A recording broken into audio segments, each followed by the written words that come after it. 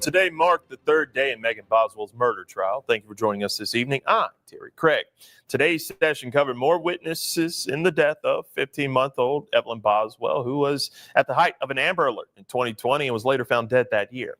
The person accused being her mother, Megan Boswell. She's the only person facing charges in the death of Evelyn and has remained in the Sullivan County Jail since. Today, the court interviewed multiple witnesses once again. The court began this morning with more witnesses who knew Megan Boswell. News Channel 11's Ansley Daniel has been in Blountville at the courthouse since the trial began, and she's there now live to give us an update. Ansley? Yeah, Terry, court actually just wrapped up a few moments ago, but I'm standing here with Megan Boswell's attorney, Gene Scott. Thank you so much for joining us again today. Oh, you're welcome. Well, first off, let's talk about the mistrial issue. Earlier, you made a motion for a mistrial. Do you think that there could be an issue with evidence that could come up again? I think we sorted that out after we talked about the motion. My investigator and investigator for the DA's office went through the evidence in question. I think everything is sorted out at this point. Now, earlier we heard from Ethan Perry. He took the stand today, who we now know is not Evelyn's father. Who is her dad? I think that information is in the record and will come out, but I think I'd rather wait till it's said in open court. And let's also talk about how everyone that testified today said Megan stopped bringing Evelyn around at one point and then she changed. What exactly happened there? I suspect it's going to show that, in fact, she does stop bringing Evelyn around the time she passed away. And I think a lot of people expect you to react in a certain way when someone dies, and no one acts the same. There's not an appropriate way to grieve. People grieve in different ways. I think one of the most telling things today was Miss Stacy said that Megan seemed numb. She initially said she was emotionless, but then she later said she seemed numb. And let's also talk about when you were cross-examining Randy Wood. That was another witness that came in today. You asked him if his son Hunter had mentioned that someone could read his mind or take his thoughts. And then you said something about tinfoil. Where were you going with that? I was just exploring what his mental state was at the time that he was around Megan. And I'll bring that back around later in the trial. And I know that we are in day 3, and it appears that Megan is, conversing with you and active in this. Is that, kind of what your strategy is? Is she active with you in this defense? She's taking an active role in her own defense. She's looking at evidence. She's making suggestions. So, yeah, she's very active.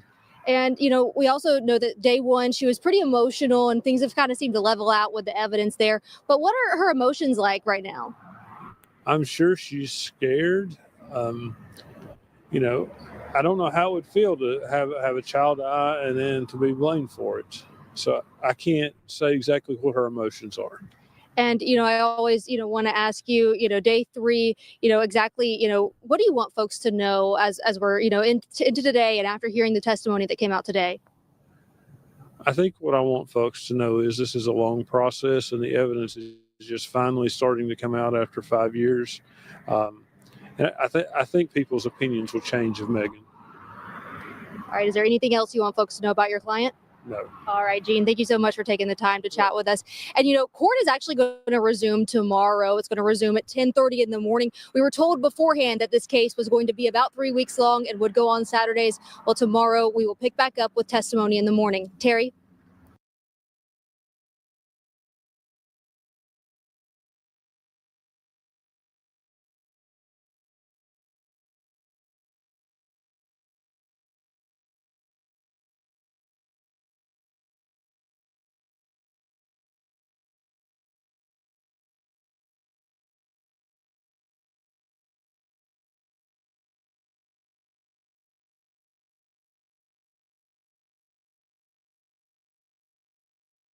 A short drive away in downtown Greenville.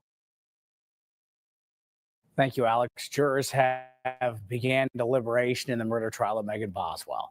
Megan Boswell, the only person who faces any charges in the death of her baby daughter, Evelyn. Those charges include first-degree murder and felony murder. News Channel 11's Ansley Daniel joins us now live from Sullivan County with defense attorney Gene Scott. Ansley? Yeah, Casey, I'm standing by here with Megan Boswell's attorney, Gene Scott. Thanks so much for taking the time to talk with us right now. You're glad to. Well, first off, this morning, a lot of folks were curious as to whether or not Megan Boswell was going to take the stand herself. Talk to me a little bit about why she did not. We gave it a lot of thought and are at one point leaning toward doing it, but after the medical examiners testified yesterday, I don't feel the state's proved their case, at least it's the cause of death, and we don't feel it was necessary. And I know that right now jurors are deliberating. So talk to me a little bit about what you hope they're really considering right now and really mulling over inside that jury room. I hope they're considering all the evidence, but in particular, I hope they're considering the testimony from both medical examiners and the fact of the latex gloves found in the trash can with the child that had male DNA on them. And I know there's been obviously a lot of talk about Hunter Wood here in this. And this morning, prosecutors brought forth a piece of, paper from the state of Virginia that, talked about his involuntary, commitment to the mental institute there. But let's talk a little bit about why you want his name to, be said in this trial. I don't think the only reason his name come up was because that's what Megan talked to Brian Fraley about in her interview. So that's why his name is in this trial. That's in evidence. And the thing about that interview is she was, they initially charged her with a false report in that count. They dismissed that count. And so it's our position that her interview with the TBI was truthful. And let's talk a little bit about that. I know that you did raise a question in the beginning about why she said, that night she gave them that confession, if you will, but they didn't go to the property until a couple of days later. I don't have an answer to that. I know they had searched the property on the 23rd with cadaver dogs, and maybe that's why they didn't think it was fruitful. And I know that a lot of folks have been having their eyes on this trial. Talk to me a little bit about what you want people at home to know. I just want people at home to know that maybe Megan has been painted with the wrong brush. The girl that's sitting in there beside me in the courtroom, she's not the girl that you're seeing on the videos from 5 years ago. And what do you want people to know about who she is today? I think she's a nice young woman. I hope she has a full life ahead of her. All right. Well, Gene Scott, thank you so much. And again, we expect jurors to be deliberating for quite some time as they're mulling over these 19 charges here in Blountville. We're not sure exactly what time they'll call it tonight. If they do, we are expecting them, again, like I said, to continue to mull over this. And of course, we'll continue to keep you updated on air and online. Casey, back to you. Ansley Daniel reporting live for us from outside the Sullivan County Courthouse as we continue to track deliberations, and we will do so as they happen and bring you the verdict on air and online on WJHL.com.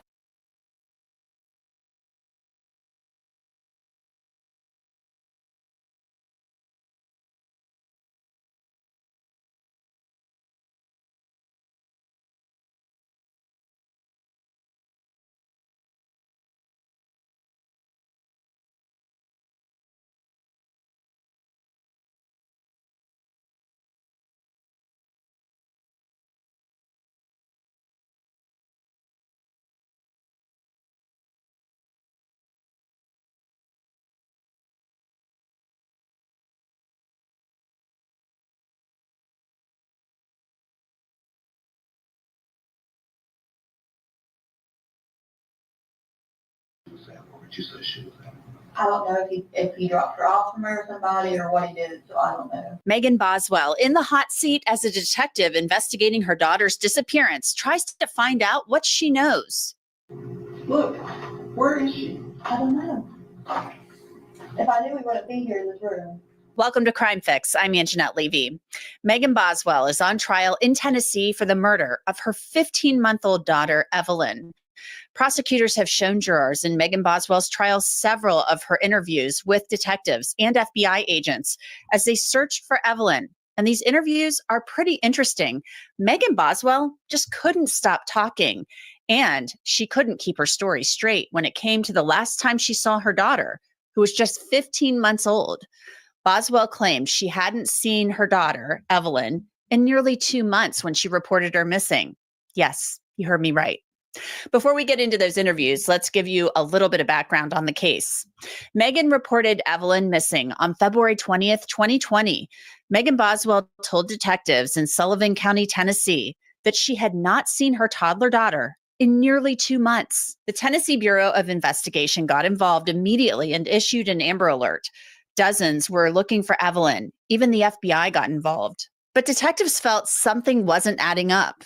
In March of 2020, Megan Boswell was charged with false reporting. Around the same time, agents and detectives found Evelyn's body in a trash can on her father's property. The agents also said they found Evelyn's stroller in a shed on the property where Megan Boswell lived. Now the trial is underway, and detectives have shown jurors evidence, including foil that was wrapped around Evelyn's body, the fleece onesie she was wearing when she was found in that trash can, and a blanket her body was wrapped in. Jurors have also watched the many interviews that law enforcement conducted with Megan Boswell in February of 2020. There are subtitles on the videos since they can be difficult to hear. Take a look. Hello. I'm Steve Williams. Hold on just a second, okay? I'm going. I can't go nowhere.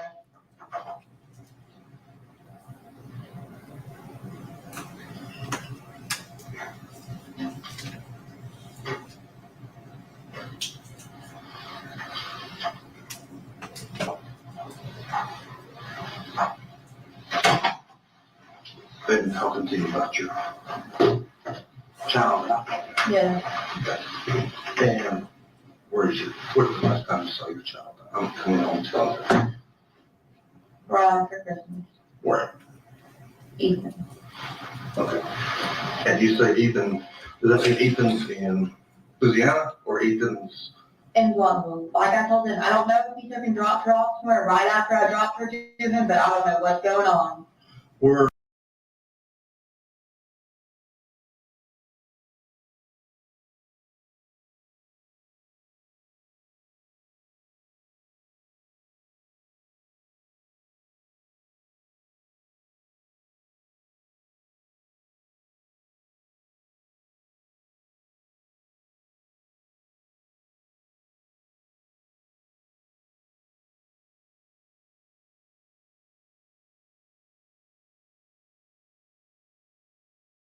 Any questions here on that? No. We'll be done in just a few minutes. Okay. Why, you in a hurry? I mean, like, no, but if they're gonna keep questioning me and keep me a line, like, I want an attorney. Okay. Because I'm not lied to them. Okay. Now, at this point, Steve Williams is probably thinking, okay, she mentioned wanting an attorney. I know when I watched this, I thought, wow, this interview is going to be over. But Megan Boswell did not lawyer up, and Williams found a way to keep talking with Boswell. She didn't specifically invoke her right to a lawyer. She said if they were going to keep questioning me, meaning the other detectives, then she wants a lawyer. Well, do you want to talk to me? Yeah. Okay. All right. So the last time you saw your child was at Ethan's, right? Mm-hmm. And you took your child to Ethan's grandparents' house, right? Right, but I never walked in. We stood in the driveway. Okay. Then what was you driving? I was driving my Cruise. I don't have anyone. It was a red 2018 Cruise. It's like a little Chevy sedan. Yeah. Okay.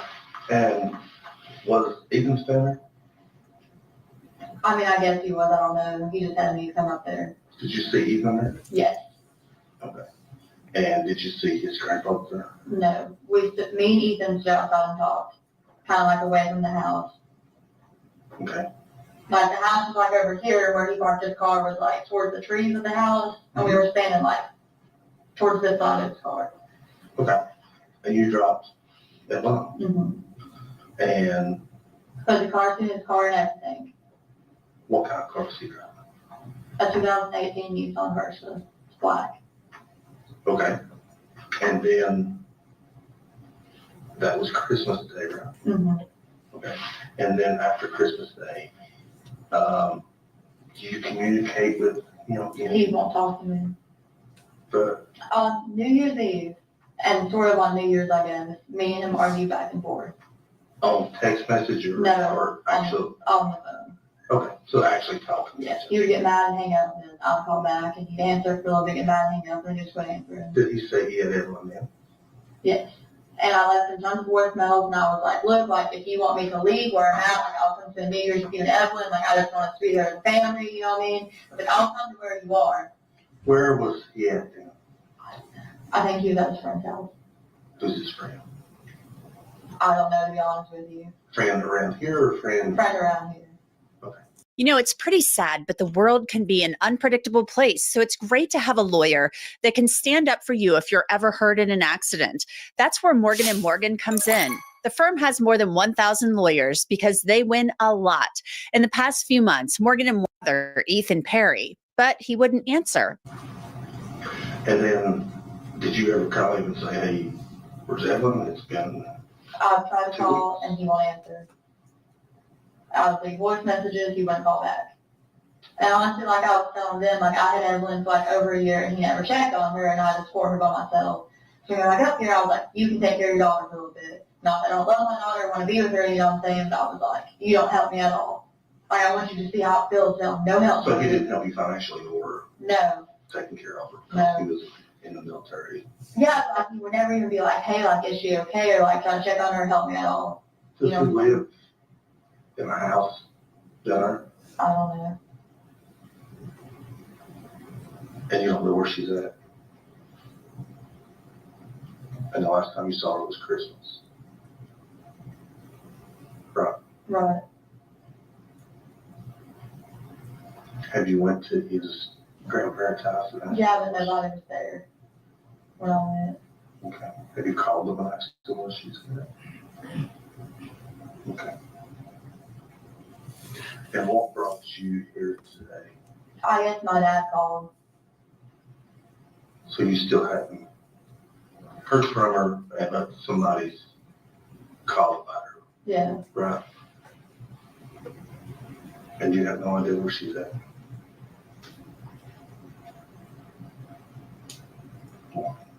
Lieutenant Williams then asked Megan Boswell if she's tried actually looking for Evelyn. Have you tried to find her?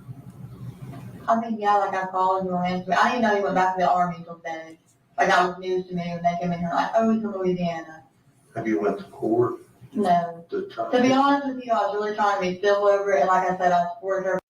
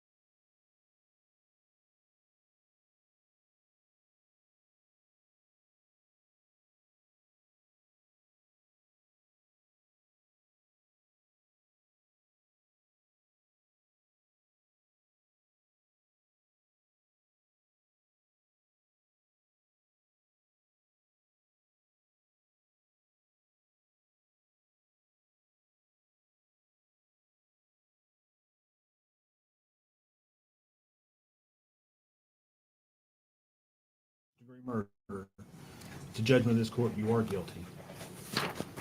In count 2, a jury of your peers having found you guilty of first degree murder and the perpetration of a felony, it's a judgment of this court, you are guilty. In count 3, a jury of your peers having found you guilty of first degree murder and the perpetration of a felony, it's a judgment of this court, you are guilty. In count 4, a judgment of your peers having found you guilty of aggravated child abuse, it's a judgment of the court, you are guilty. In count 5, a jury of your peers having found you guilty of aggravated child neglect, it's a judgment of the court, you are guilty. In count 6, a jury of your peers having found you guilty of tampering with evidence, it's a judgment of the court, you are guilty. In count 7, a jury of your peers having found you guilty of false report, it's a judgment of the court, you are guilty. In count 8, a jury of your peers having found you guilty of false report, it's a judgment of the court, you are guilty.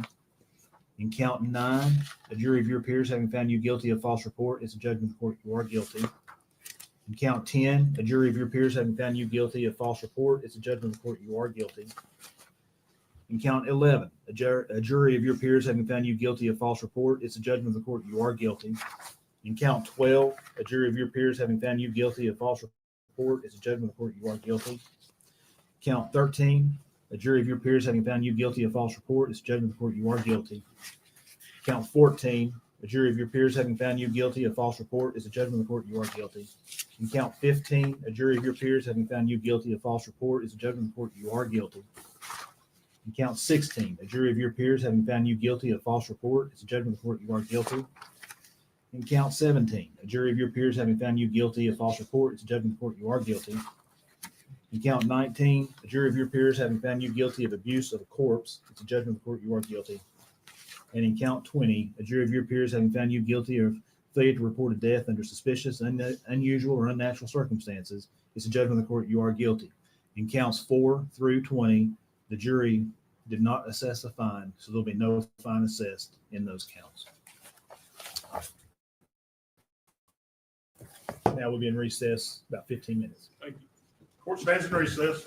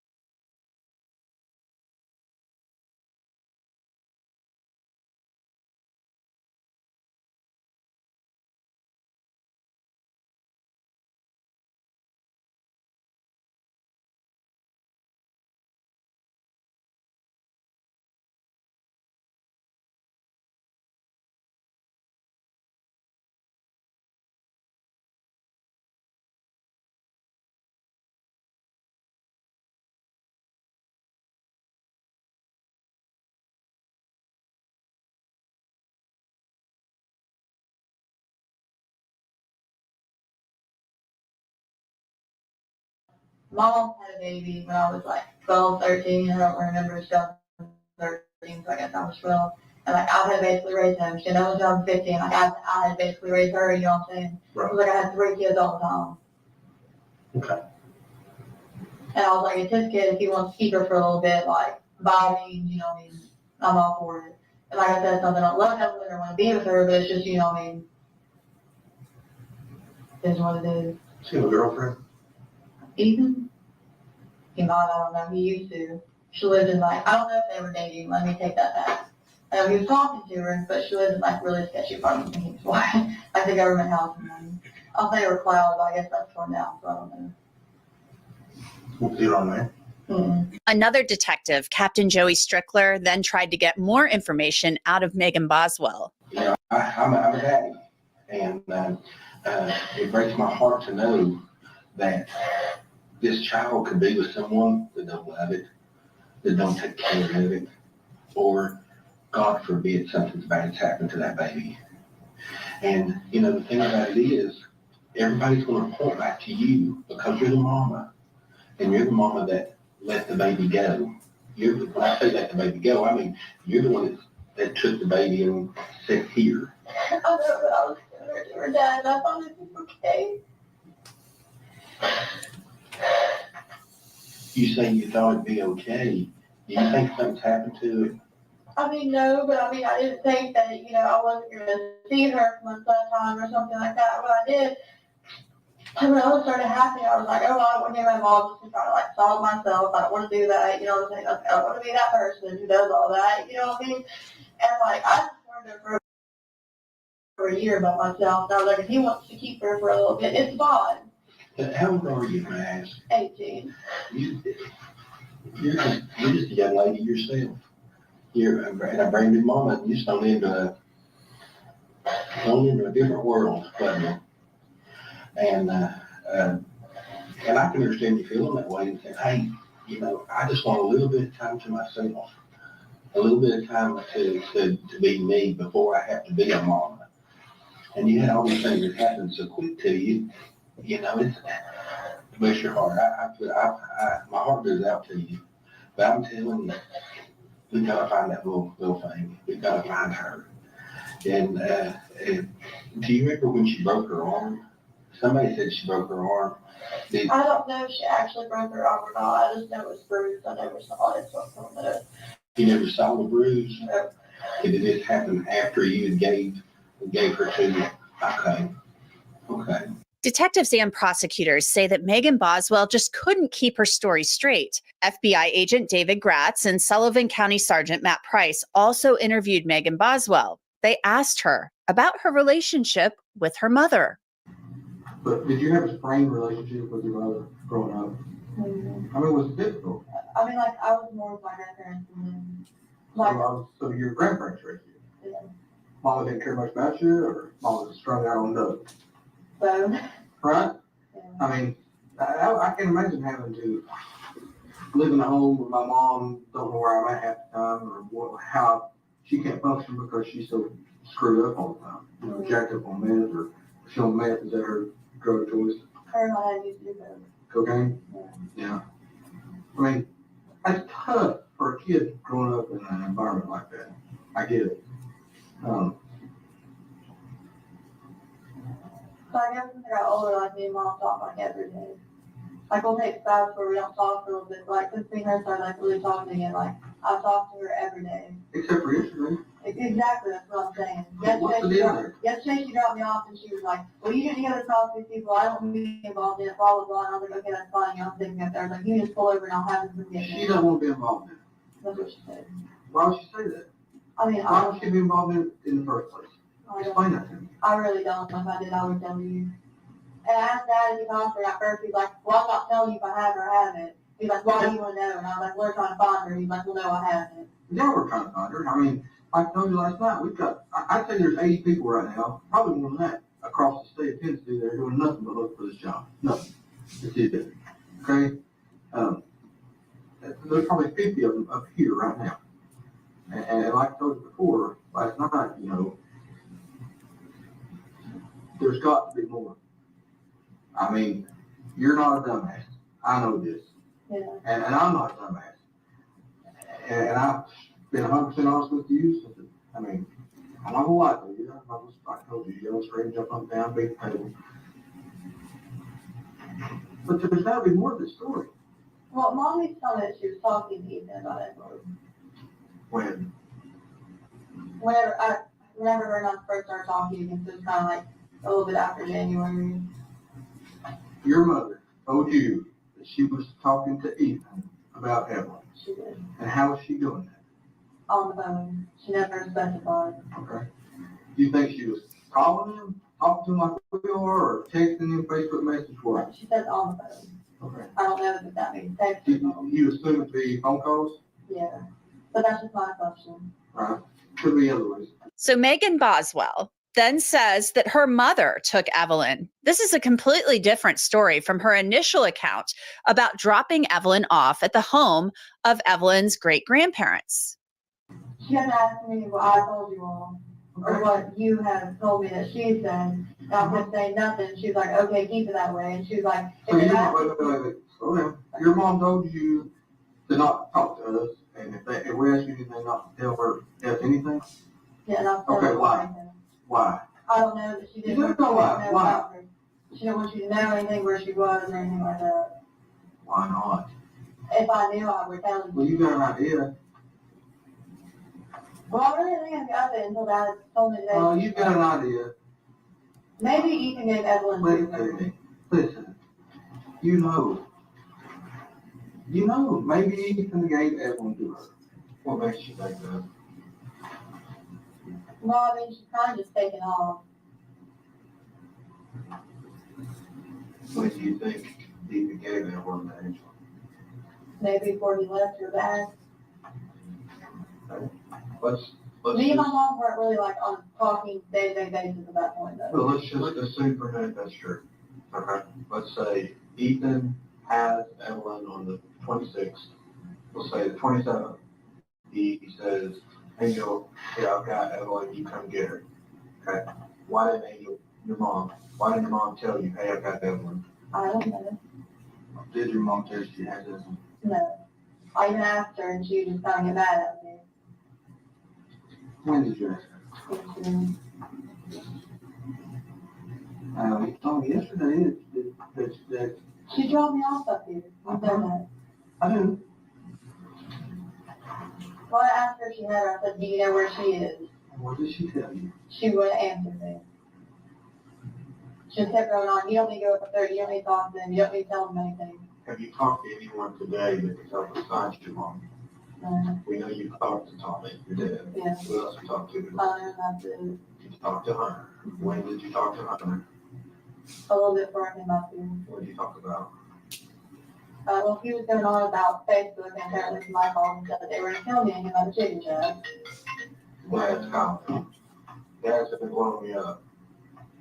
Your dad cares about the baby. Listen, Dad.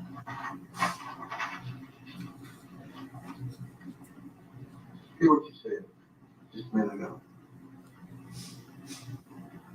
Maybe Ethan gave Evelyn to Angel. What you just said. Maybe. No. It's not how you, that's what you said, but it's how you said it. Okay? I don't know for sure. I'm going to be honest with you, okay? Let me talk. Okay. I've been doing this a long time. I've talked to a lot of people. They're sitting right there in the same position you are. I know when you're not being 100% honest. Just like I knew yesterday when I told you that you didn't run out of gas and walk down the road. Mom dropped you off. I knew that. I know you told me one thing, but I knew something else. Okay, I'm going to be honest with you, okay? I don't know for sure, but I just my gut feeling on this one. Now, these detectives, they weren't born yesterday. They clearly do not believe a word that Megan Boswell is saying. Did you call anybody today to try to find Evelyn? I tried to call my mom on every number that I have for her, and she's not answering. Okay.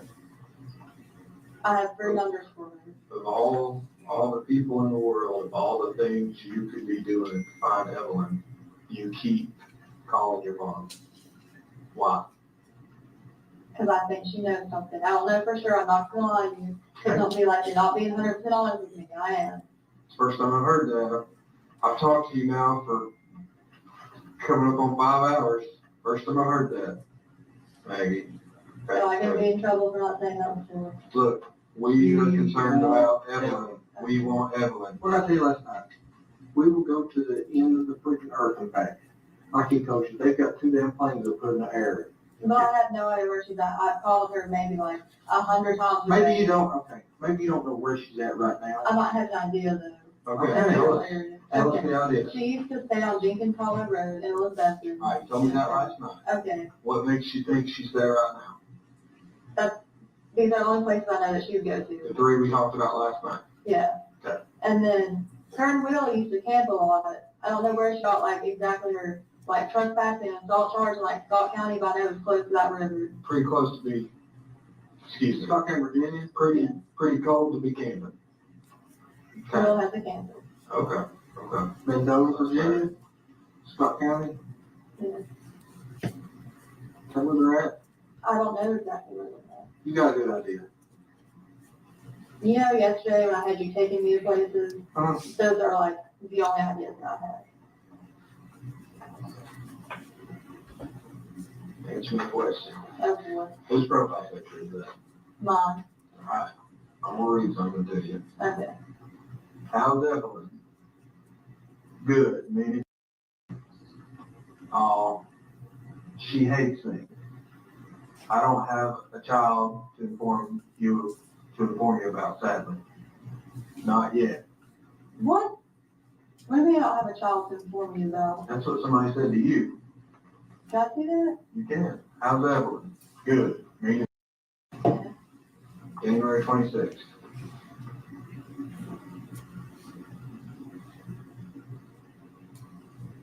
Okay, what's your point?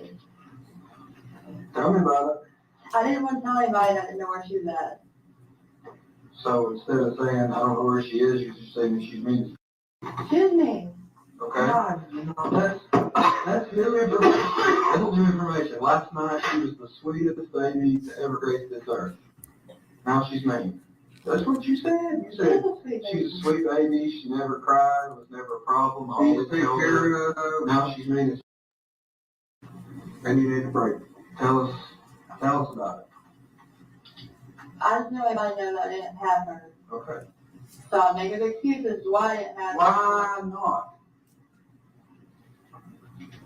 Because I feel like it made me look like a bad mom. So the detectives right there are referencing Megan Boswell's own Facebook messages from late January, where she's telling somebody that Evelyn, a 15-month-old little girl, is mean as an F-bomb. You heard it right there. It's kind of unbelievable. The questioning continued. So you think she's okay? You think Evelyn's okay?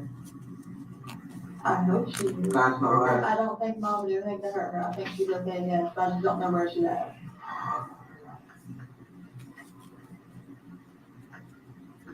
But every time I would try to ask mom anything about it, she'd just beat around the bush. Be like, we don't need to talk to him.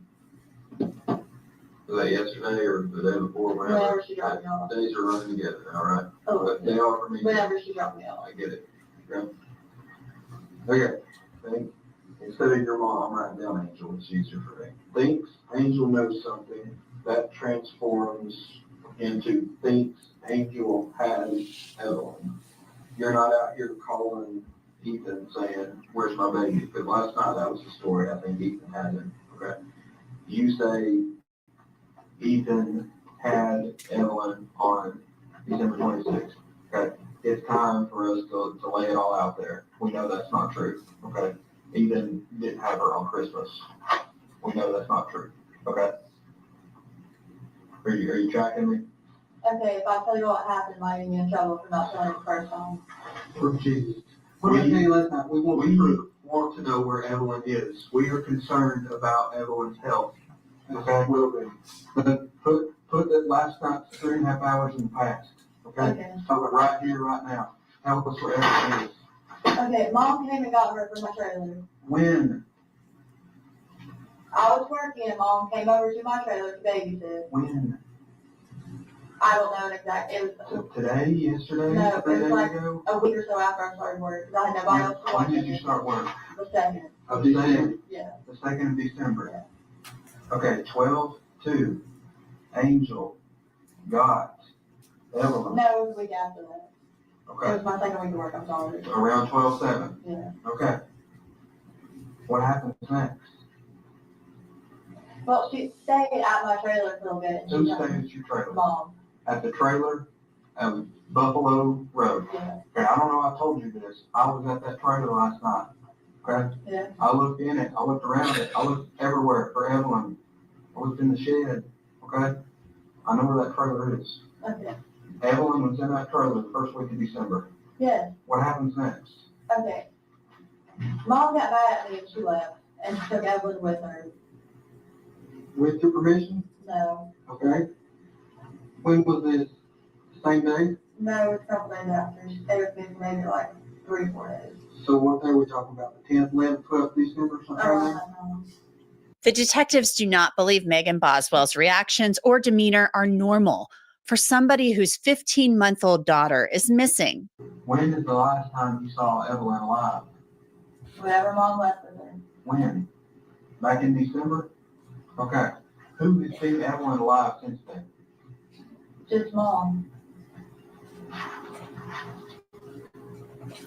So, what do you think happened? I don't know if she got been reading or somebody that Mom knows that she used to like stay up there or something. Why would she take her from you and not give her back? I don't know.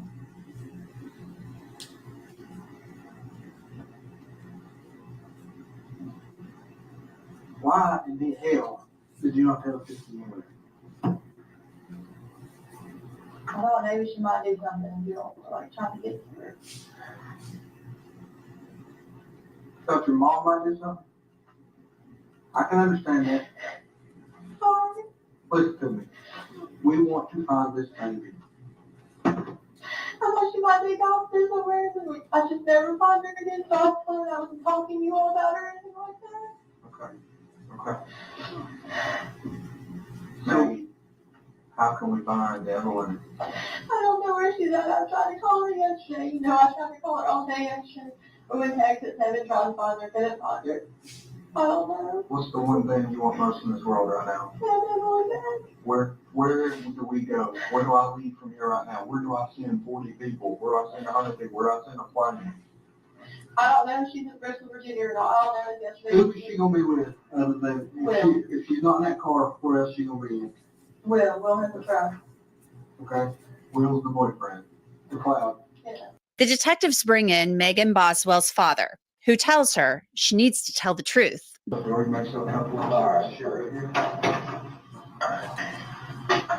She said it was okay for me to sit in. If y'all want to talk, but I'm telling her if y'all want to talk in private at any point, I'm more than happy to step out and let you mom and daughter sit there and talk, you know?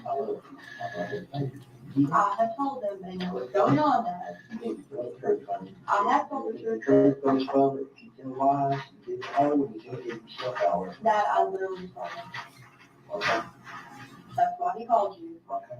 Okay. What's going on? What you doing? They know you don't need to know. Okay. Okay. Keep it that way, okay? They know what's going on. Y'all know what's going on. We know what she's told us. I'll say that. You know, we know what she's told us. I've been sitting here, as Maggie can tell you, I've been sitting with her, so I've not been out on the ground running down the information, but we know what she's told us. They're trying to get hold of who has her. Yeah. So she's okay. That's what They're trying to get hold of who has her. that's what we've been trying to do the whole time, you know? You from that one lady, you listen to the phone, it's like, that's going on, I got you, and they's gonna thank you for not going to school. So I go to the mom, I said, it's fine, I'll be back here, so I can you to school the rest of them. He didn't come back, because I told you, I said, I couldn't just go, I could get it for the 4 days, and I said, hey, if you don't show up for 4, they're gonna take you. You need to start listening to me, I'm ready to hear my I thoughts. did listen to you and I talked to you. I'm not doing nothing against it, I'm not against it. Never been against it. And you tell them the truth, and Evelyn's all right, and things. I have they're trying to find her. You pass the lie detector test, I'll hop the bar for a lawyer for you. They're trying to find her. Was that your mother's voice? What? Wherever she's at or whatever? Maybe. I didn't hear what you asked. I asked her if that's your mama's doing where the baby's at or Oh, whatever. right, it was, yeah. They're trying to find I'm mom. comfortable without speaking. They're I know. trying to find mom. She's taking off. I told them everywhere she could possibly be with Evelyn. I've given them every phone number I have for her. They're trying to find her. Your mom's got Evelyn here, so. Oh, she don't know. She told me she does. All right, man. Your mom won't have it. What did she hear? In December. No, your mom won't. No, she don't. That's who took her there. Megan's dad leaves the room, and the detectives take one more run at Megan Boswell. I mean, let me just ask you this. Were you just wanting a break from Evelyn? I never told mom to take her. I just wanted her to help me, like, watch her. Yeah. And that's what I would say at 100. Yes, I didn't want to break. And I was like, I'm going back into more in front of her work check on her. But what I'm saying is we've got about a month time span where you're not seeing Evelyn. I'm going to get hold of mom. She changed her phone number. Right. I have no clue where she was at. But you're not like freaking out, oh my God, I need to call the police. Yeah. You're just like, hey, I just need a break from Evelyn. I'm tired of raising Evelyn. Well, I thought she was okay. Okay. Yes. So let's say this. We've got as late as the 12th or the 16th. Never talked to your mom from that point to when she called you in January? I would try to contact her. I even called her parents and stuff after they knew where she was at, and they told me no. So I didn't have like a current phone number for her. Okay, let me just ask it directly. Did you ever speak to your mom in person during that time frame? No. Did you text her? Facebook message? She didn't have Facebook. I tried to. Well, Whatever number she had, but I couldn't get hold of her. Just here's what I'm asking. Did you all have a conversation through text messages during that time? No. Snapchat, Instagram? She doesn't do anything like that. Whatever. There's probably something I've never even heard of. She doesn't do anything like that. Do you do anything like that? I have Instagram. Okay.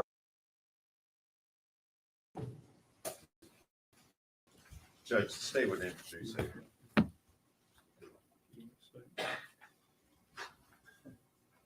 I'm sorry. You can do an opening statement if you would like to. Okay, no, state doesn't do any opening statement.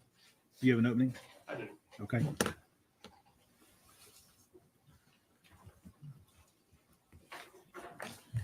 Ladies and gentlemen, although I may not agree with your verdict, I respect your verdict. I respect you. I thank you for your time, and I have one more thing to ask you. You have to make a decision now, and that decision is it's going to mean the difference. If you sentence Megan Boswell to life in prison, she'll be released when she is probably 69 years old. That'll be 8. She's been in jail. You probably realize she has been in jail since she was 18 years old. She went to jail February the 25th of 2020, and she hasn't been released. So with that said, if you give her a life sentence, it would be 51 years. That's what I'm asking you to do. If you give her a life without sentence, she will never be released from prison. That's the difference. So it'll be the difference between her being released at what I believe would be 69 to 70 years old or never being released. In doing this process, and Judge Goodwin will read you some very short jury instructions compared to what you heard yesterday. You look at statutory aggravating factors and mitigating factors. In this case, the state will submit the age of the child as the aggravating factor. Our mitigating factors, we've listed several of those. They include no significant criminal history, her youth and age at the time the offense was committed. She was 17 when she had Evelyn. She was 18 when Evelyn died. You'll hear more about her unstable and chaotic home life. You'll hear from her mother, Angela Boswell. She's here today. You'll hear from Angela about domestic violence that Megan witnessed between her parents. You'll hear from Angela about drug use that Megan witnessed her parents engage in. You also hear about her schooling. It wasn't seamless, and how one of her primary role models was her grandfather, Tommy Boswell's father. He died when I think she was 11 or 12 years old. You'll hear that. And then finally, you'll hear a little bit about her younger siblings, Elijah and Charlotte. Elijah has a disability that Megan has looked after him and tried to help take care of him. And then you're also feel free to look at any other thing you've heard in the proof and making that decision as far as mitigating factor. Anything else you've heard in all the proof from any of the witnesses. And also you'll probably hear from Gail Kite. You've heard from her once before, but you'll hear a little bit more from her about the shape Megan was in when she came into her home. And you'll hear from, we expect to call Mary Boswell. She is Megan's grandmother. I think most of you recognize the name Old Mommy at this point. You'll hear from her and what she witnessed in her participation in raising Megan. So it's a hard decision. It's not a light decision. You've made a hard decision already. And it's my hope that after you see this, you will come to the conclusion that maybe at 69 years old, it would be fair for her to be released from prison.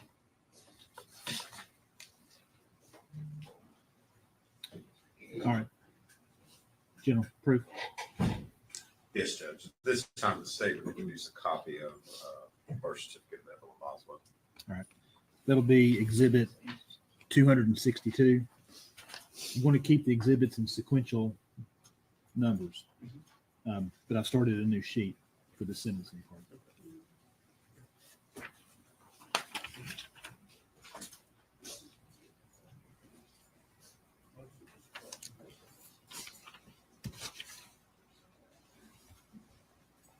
It'll be exhibit 262.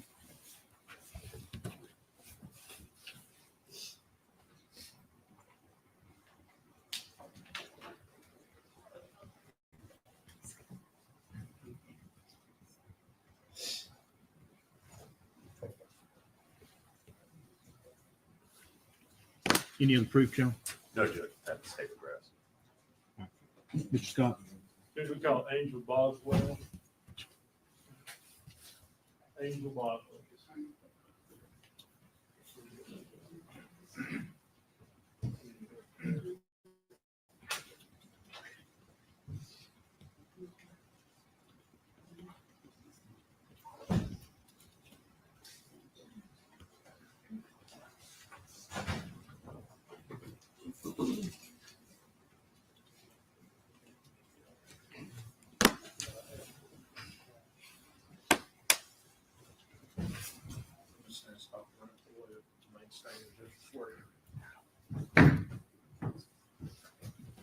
Raise your right hand, man. State your name for me. Angela Boswell. You solemnly swear or affirm testimony you're about to give be the truth, the whole truth, and nothing but the truth, man. Have a seat. If you'll pull the microphone down and talk straight into that microphone. Actually, you know what? I need to switch these.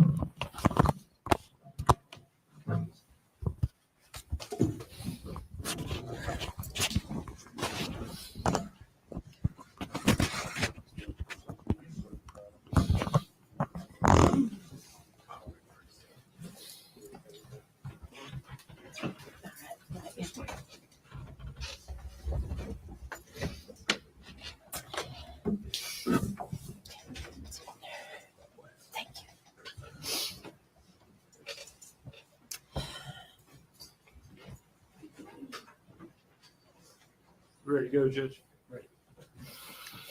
Ma'am, state your name for the record. Angela Boswell. You are Megan Boswell's mother. I am. Ms. Boswell, you know the purpose of being here today. I do. I want to ask you some about Megan's home life and growing up, but I guess I want to ask you first a little bit about yourself. Okay. And I'm asking you these questions, Ms. Boswell. I'm not trying to embarrass you or cast any aspersions. No. You married Tommy Boswell when you were how old? First time 15. You speak into that microphone just a little more, please. The first time 15. And when did you become pregnant with your first child with him? I had my first in April and turned 16 in July. So, Okay. And who is that child? Tommy Jr. Okay. And then you had Megan at some point. How old were you when you had Megan? There's 8 years difference. I was almost 24. It's okay. So let's talk about Megan's life growing up. Would it be fair to say that during her lifetime, she's witnessed drug use between you and her father? Yes. What type of drugs? Opiates, mainly. Scoot up and speak into that so the jury can hear you. Opiates, mainly. Did that drug use lead to other problems? Yeah. Arguments, fighting, yes. Okay. You say there Strife. Strife. Is what it brings, yes. Nonstop. Is that something that went on pretty much her entire childhood Yeah. growing up? Yeah, from the time she was pretty little, yeah. Okay. Mm. Good. Now, did she witness fights between you and her father? Yes. Okay. I think at some point her father was convicted of aggravated assault and kidnapping. Yes. Were you the victim in that? Yes. Mm.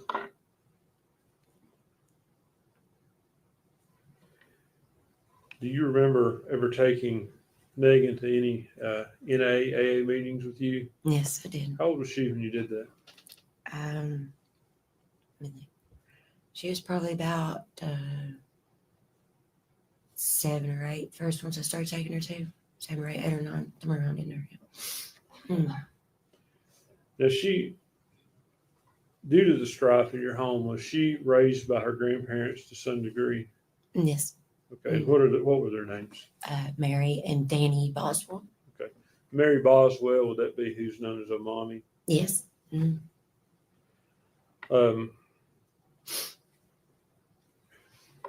These problems, do you feel that it's partly your fault, the problems Megan's experienced? No, absolutely. Yes. Yes, absolutely. Now, unfortunately, your problems, that they went on up into, we saw a video in here of you being brought down from the jail to talk with her in 2020. Yeah. Mm-hmm. So even up until the time she went to jail, you were in and out of jail. Yeah. Okay. Yes. I've been. Have you been convicted of numerous crimes? Yes. Now, have you managed to straighten up at this point? I have. Yes. You hoping to? Yes. I pray every day and just, to do my best and try. I've learned the importance of a mother's role, but not for Megan, I didn't. All right. I failed her on that miserably. And you're here asking the jury to give her a sentence of life as opposed to life without. It's Maggie is at her core. She is a generous, kind person.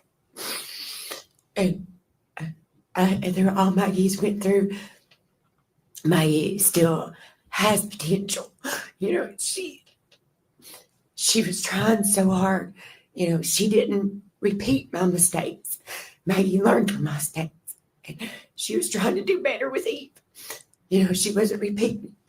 I think she got saddled with, just because of my mistakes that she did those, and that was not it. That was not the case with Evelyn. Would it be fair to say she didn't have a good role model for the mother should No, be? no, she did not.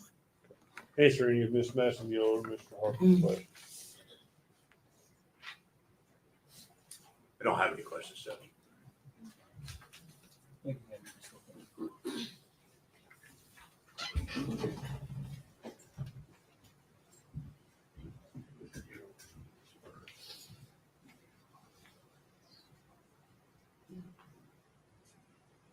Judge, at this time, I have some judgments of conviction on Tommy Boswell. I'd like to put in by agreement with Mr. Harper. No objection, Judge. Okay. I'd ask these to be made the next 4 exhibits.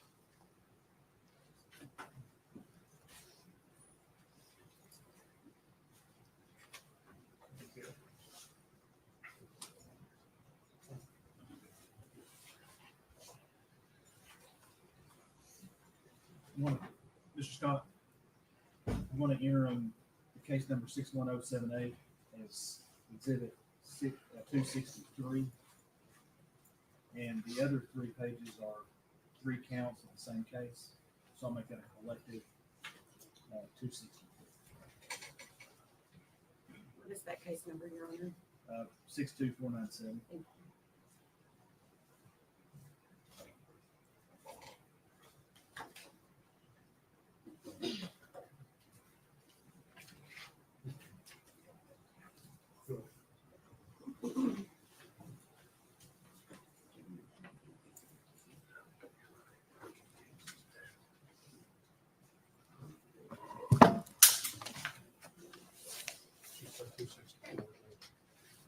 Yeah, the first page is 263, case 61078, and case 62497. Those 3 pages, 264.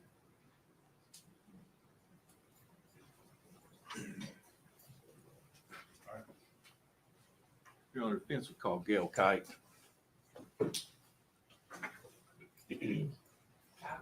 Kite. It was KYTE, right? I believe so, Your Honor. I'll have her spell it. I think she was a witness in the trial, but I'll go back to that.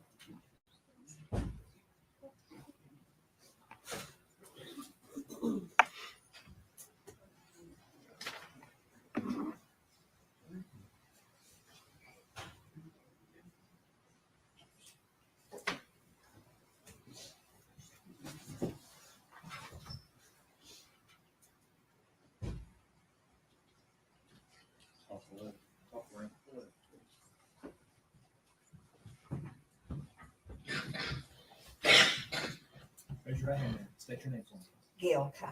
Ms. Kite, you solemnly swear from testimony you're about to give to be the truth, the whole truth, and nothing but the truth, ma'am? I do. Speaking of that microphone. Ms. Kite, good morning. Good morning. Just so I make sure here, spelling your last name, is it K-Y-T-E? It is. And Ms. Kite, you've previously testified in this hearing as the state's witness. Is that correct? That's correct. Well, thank you for coming back for this part of it. I know Ms. Boswell appreciates that. How long have you been working in foster care? 15 years. Do you remember when Megan Boswell came to you? I do. Do you recall what kind of shape she was in or state? She was in bad shape. She was one of the worst children that I'd brought in as far as neglect. What do you mean by that? She was very malnourished. She's very skinny. Her hair was matted to her head with lice. Impossible to even get a comb through. Okay. Well, when she came to you, were you given any background? I imagine in foster care, you're given background or information of where this child is coming from. Were you giving any of that? I was. And what were you preparing for? In the intake papers, it mentioned trauma. It mentioned rape. Did it give you any background or any information about her family background or makeup? Not really. Now, you said she came to you with lice. What did you do to try to help Megan? Well, I took her to a beauty shop because there was no way to even begin to get a comb through. It was horrible. The beauty shop wouldn't touch it. They told me I offered to pay him $100 to go out back to cut her hair. And they said that they couldn't do it. Finally, the agency that we were with found a beautician that met me at a church that was willing to come in and give Megan a haircut. They gave her a bob, which looked really cute on her. But even after that we could get a comb through, it took close to 3 weeks, maybe a month, to get rid of the lice. Were just so bad. I had to get prescription medicine from the doctor. We got 2 bottles of that. I bought the comb that you run through that's supposed to kill the lice. And I know I practically traumatized the poor child because we'd go out on the porch and I'd run that comb through trying to make sure we got all the lice, and she'd sit there and tears would run down her hair. She got tired of me. It wasn't a pleasant situation. And then even when you do that, you still got to go through, you've got to thoroughly clean the bedding. Everything in the room has to be taken down, washed in hot water. But it was a rough time for her, very rough. And you may have said, but she came to you how old? She was 17 years old. She was pregnant. 17, pregnant, scared, didn't have a place to go. And you believe that she had been raped or violently sexually assaulted. Were you given any background or information about her family, her mom and her dad? I knew Mom was in and out of jail, and I knew her daddy owned a business. Okay. Were you able to come to the opinion that she essentially came from a dysfunctional family? I did. Okay. And how long did she stay with you? She stayed 4 months.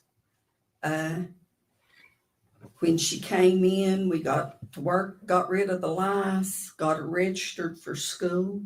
Where she was pregnant, she chose to do online schooling. She worked really hard getting her diploma. If a test didn't go right, she was on the phone the next day with the counselor getting it reset.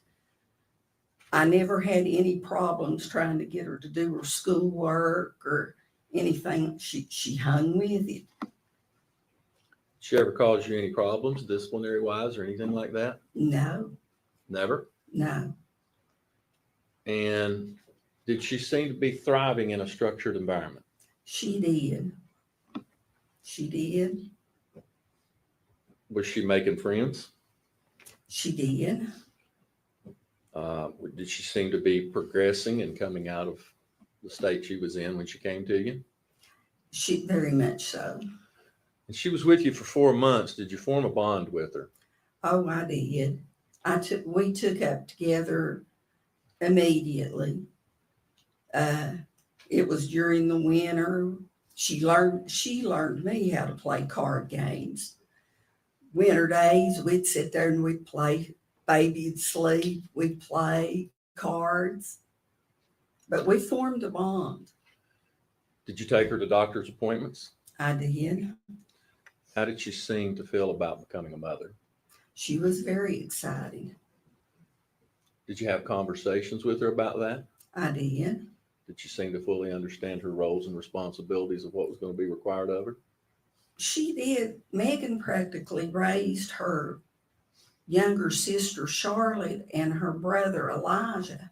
She had plenty of experience with younger children. How did you know that? Well, mostly from conversations with Megan, and just I could tell by the way she took care of Evelyn at the house. You know, she knew how to heat a bottle. She knew how to change the diapers. She got up when the baby cried. Did you ever have to tell her to do those things? No, me and my husband never once woke up those 4 months when Evelyn woke up in the middle of the night. Megan would take care of her very well. And I asked you, and I want to clarify that if you ever took her to doctor's appointments, she was with you when she was with you. She came to you pregnant. Did you go to the prenatal appointments? I did. And did you go to follow-up appointments with Evelyn's pediatrician? I did. Okay. So you were involved through the whole process, really? Those 4 months, yes. Okay. At some point in time, was Megan taken from your home and placed back somewhere else? She done trial visits to go back to Tommy's. Okay. There was a process in the foster care system. I understand. She done weekend visits, or at first it was just visits, and then it led to weekend visits. How did she feel about that? She seemed okay with it. Eventually, was Megan placed back in the custody and care of her family? She was. She went back to Tommy's house. Tommy, you mean her father? Yes, Okay. And did you maintain contact with her? I did. How often? We texted back and forth over it wasn't a daily time, but I want to say once a month, couple times, sometimes couple times a week. It's just according to what was going on and what pictures she had took of Evelyn. When you were talking to her, did you eventually learn that maybe things were kind of getting back off the tracks again? I did. In April, I received a call from her foster care worker saying that Megan had been needed some help and would, even though she had was out of the foster care system, would I be willing to go and help her out? And I said, no problem. So I called Megan. She told me that her mother had dropped her off at a church. She had drove off and left her and Evelyn there. She had took Evelyn's diaper bag, the baby's supplies. So I told her I'd be right there. I went and picked her up. We went to Walmart, bought baby bottles, formula, diapers, the stuff that a baby would need. Where did you take her? We went back to my home. She spent the night. Her and Evelyn they took showers, a good night's sleep. But then the next morning, she wanted to go back to her mother's family's home. Where's that at? Now, I'm not sure. The place that I took, her grandfather was in the hospital, and she wanted to go there to meet up with her family. So when she left my home, I drove her to the hospital in Kingsport, and she assured me that she would be perfectly fine, and her and Evelyn got out. It'd be fair to say that Megan wasn't getting maybe the familial support from her parents that she was needing at that time. Yes. Okay. I imagine over this time, Ms. Kite, that did you ever meet Tommy Boswell Sr. or her mother, Angela? I had never met Angela, but I'd met Tommy several times. You said you agreed that she probably come from a dysfunctional family. Let me ask you this. She lived with you for 4 months and you stayed in contact with her after she moved out. It's your opinion, you know her, you talked to her. You think Megan ever knew what a normal family looked like? No. No. Did she crave that? I think so. Was she wanting that for Evelyn? I think so. Well, it's obvious why we're here today. You know why you're testifying. Are you asking this jury to just give her life? I am with the possibility of parole. This child has been traumatized. She's made bad mistakes that has to be paid for. But I think she deserves a chance to come back out to the real world. I don't think she's irredeemable. I think she can become a functioning citizen. Ms. Scott, I thank you again. If you would answer any questions that the state has for you. Nothing from the state judge.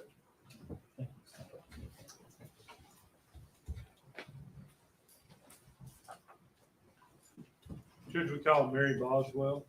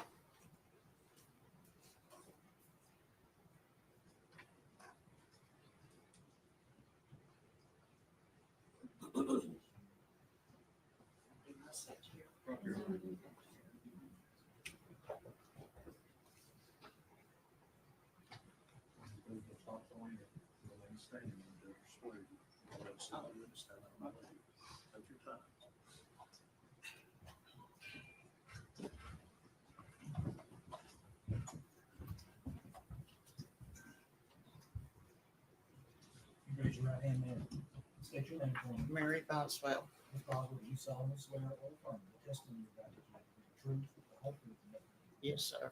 If you have to right there and speak your name out. Okay.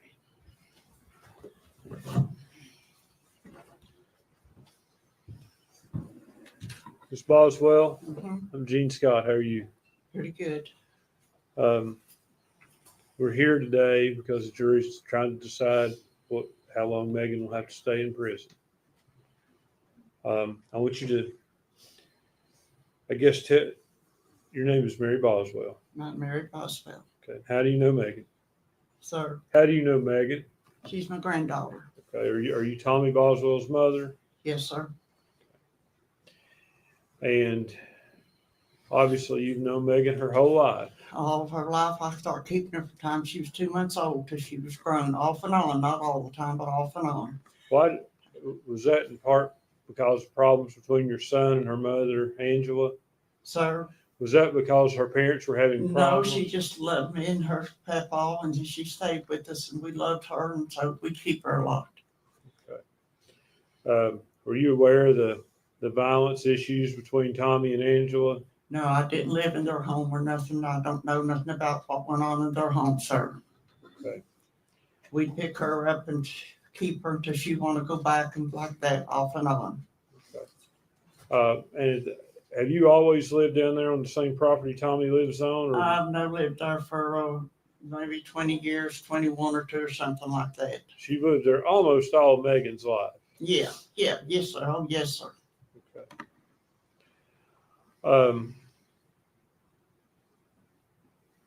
And you're aware, you told me, I think one of Megan's role models was your husband, your late husband?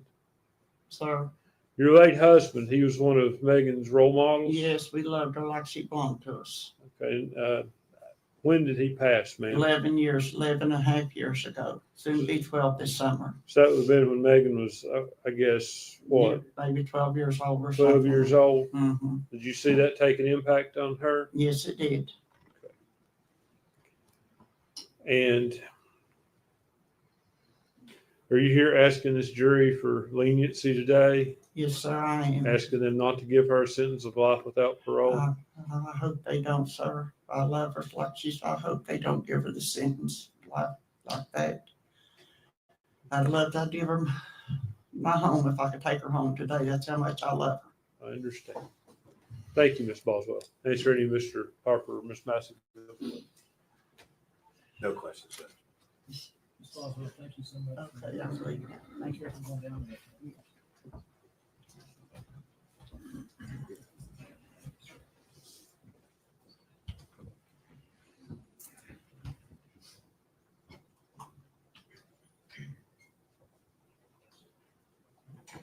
Can I sit out here that?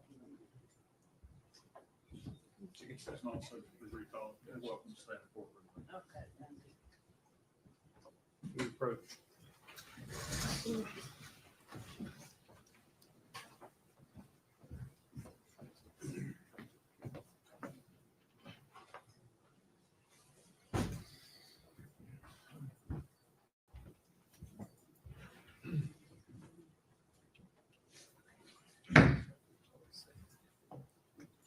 Ladies and gentlemen, I'm gonna have you go with the officer for just a minute. Won't take long. Everyone stand, please.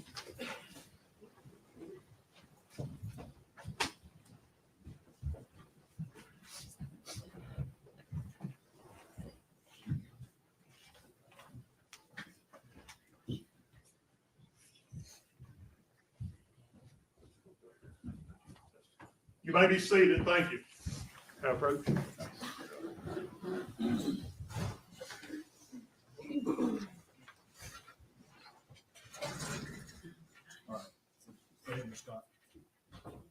Megan, we've talked about this before. You understand you have a right not to testify. Yes. No one could force you to testify. Yes.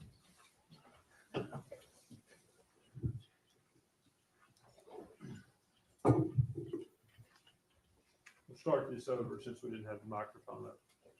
Megan, you understand you have a right not to testify, and if you don't testify, the jury may not draw any inferences from that failure to testify. You understand that? Yes.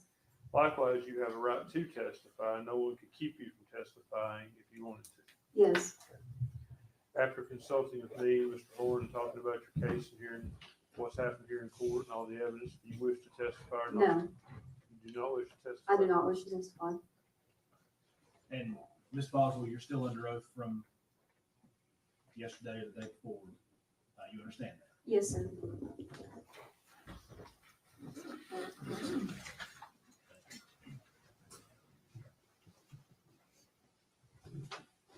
Do you have any other proof? And before we bring the jury in, one thing that I forgot to do yesterday was when we excused the alternates, I took the contents of one of their books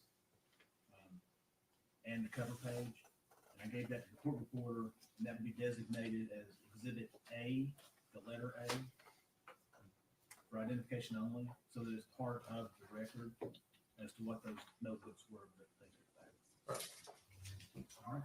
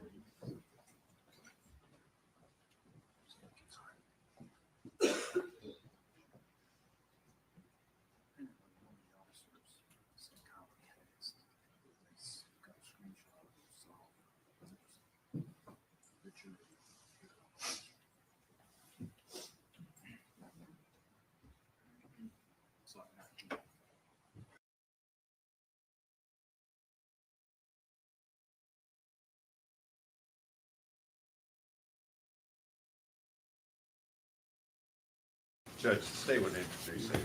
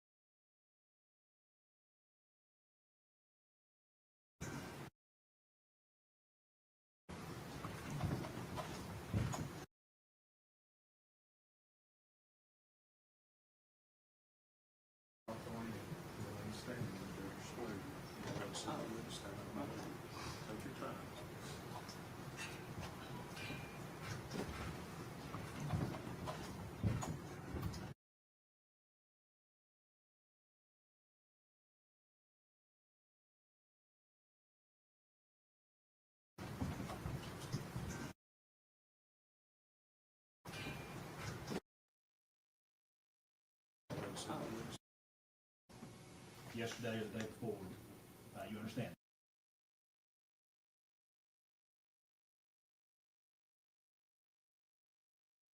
It's ready, Mr.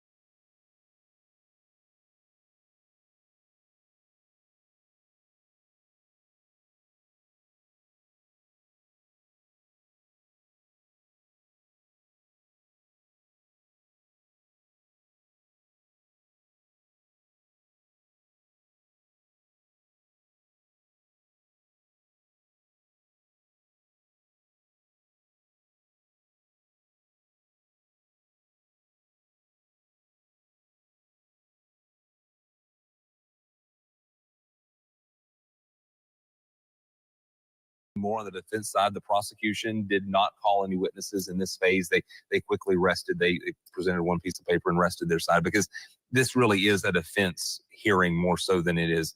They'll get an opening, and they had an opening. They'll have a closing statement as well. This as well. I think they turned down their opening. Yes. And went right to Gene Scott, the defense attorney. And of course, we have a direct line to the media room where Liam Bridgman is communicating with us regularly, letting us know. So we're not, the latest is. Liam's not able to see anything in the media room right now. It's from what the control room is telling us, the very fluid thing right now. So we may be, I think at the moment, it sounds like we may be going to step away here for just a moment. We don't know when this is coming back to being resolved and being able to show you anything as opposed to sitting here and listening to us for a while. We will make sure you see this. And make sure that we get this to you as soon as we know once they work out what's happening. So our feed is completely down from the courtroom. They have pulled that, so we're not able to show you that at the moment. We're trying to work out if that's going to be able to come back at the moment. So. Okay, so Preston and I will stay right here. We have people working on this upstairs in the newsroom.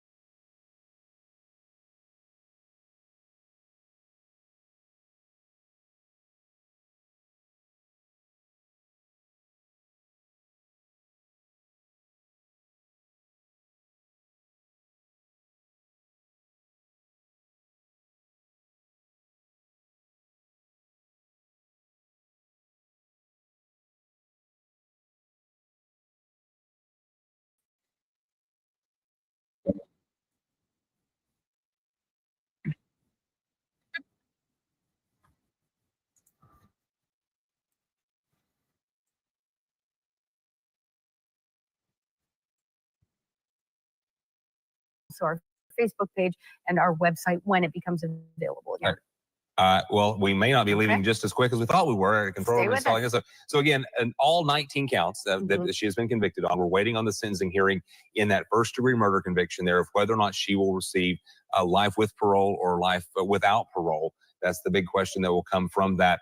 And the jury gets to weigh in on that. But none of that is happening right now because this issue has come up in this hearing. So we're waiting on that to sort through and to see what happens with that and to see when we're able to get that live video feed coming back out. All right, what are you hearing right now? Because I'm on the Orange IFB, guys, if you want to bring me up to speed as well. We're being told Megan has now left the courtroom.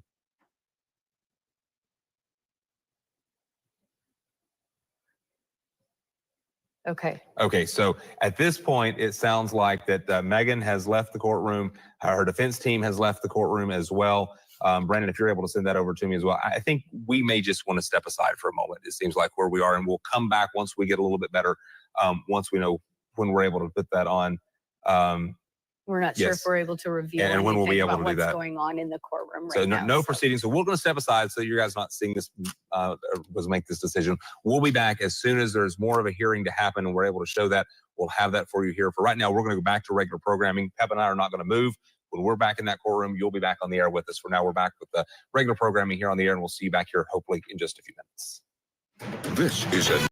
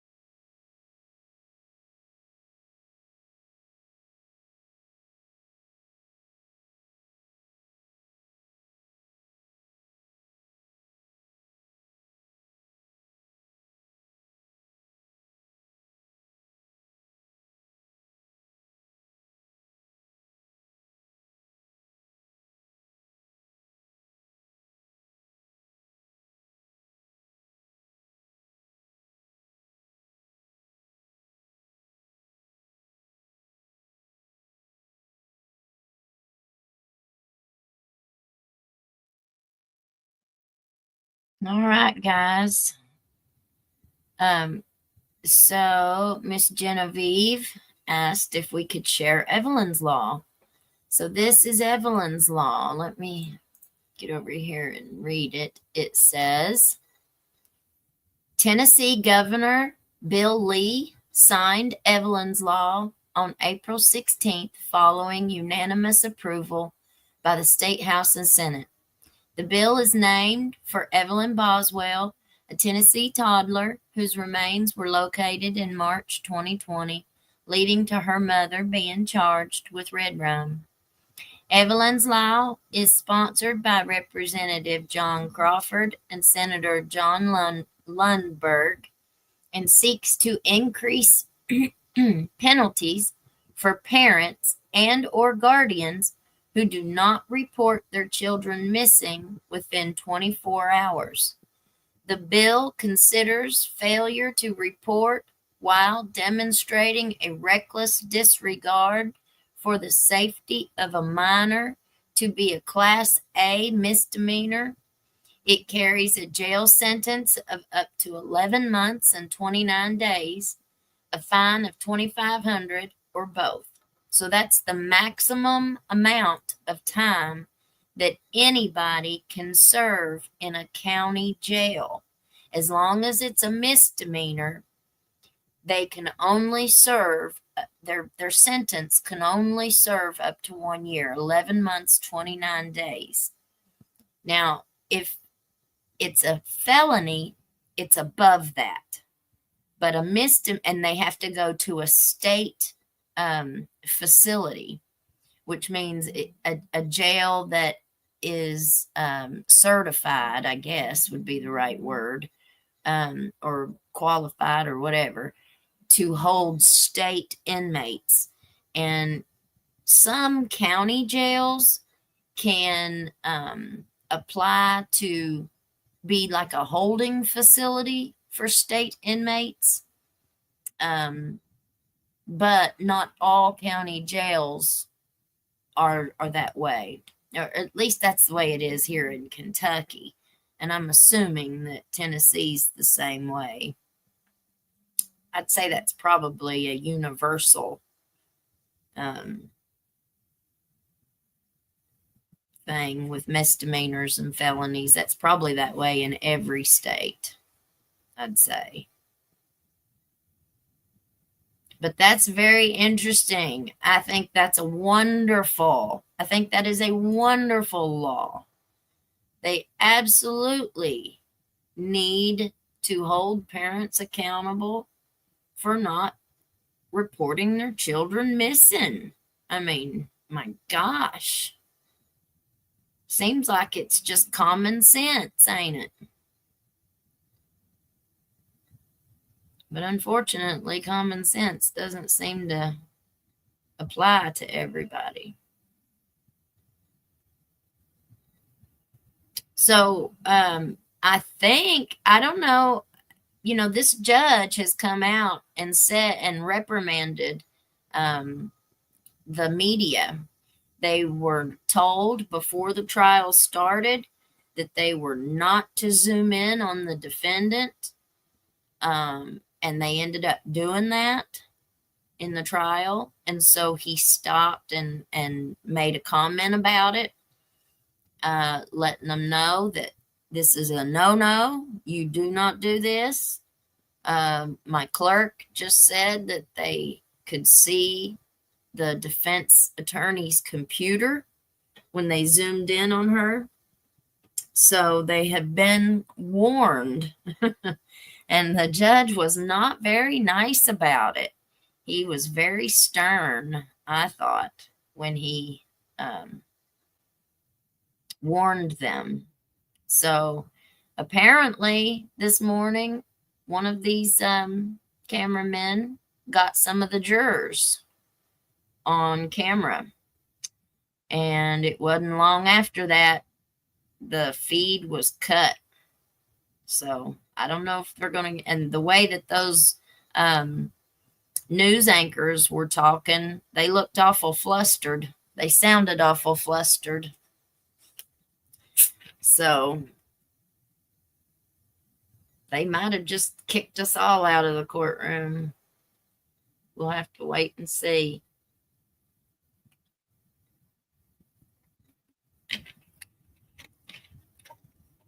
But I think Evelyn's Law is a great thing.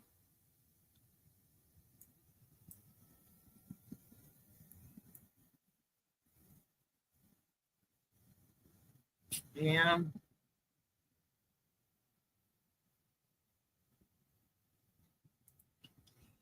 Genevieve says those images shared on the screen were still shots of what they were talking about. I guess maybe I missed that. I got up and went to the bathroom there a minute ago. I might have missed that.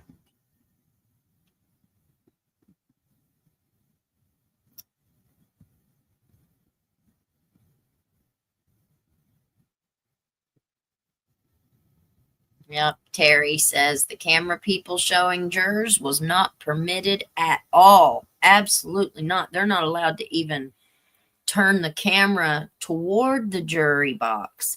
So I don't know how in the world they accidentally got the jurors.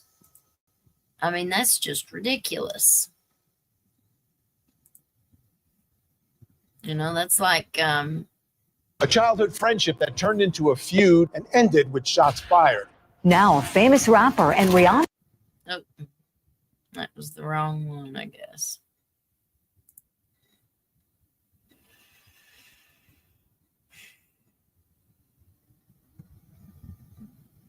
Ah, Larry.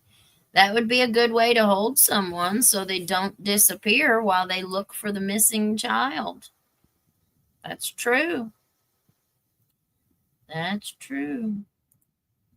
So they showed the jury when the grandmother came in, and then Court TV started rewinding and going back to all of their videos.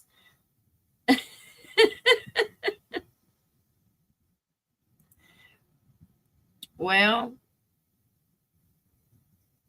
yeah. And it's going to be on mine. You know, it's going to be on mine. If they do end up taking it out later on, we've live streamed it. And not just us. Channel 5 here, they live streamed it. Law and Crime live streamed it. Man, that's bad. When old mommy was walking in, I think they showed a couple jurors. Larry says, I was afraid that was going to happen.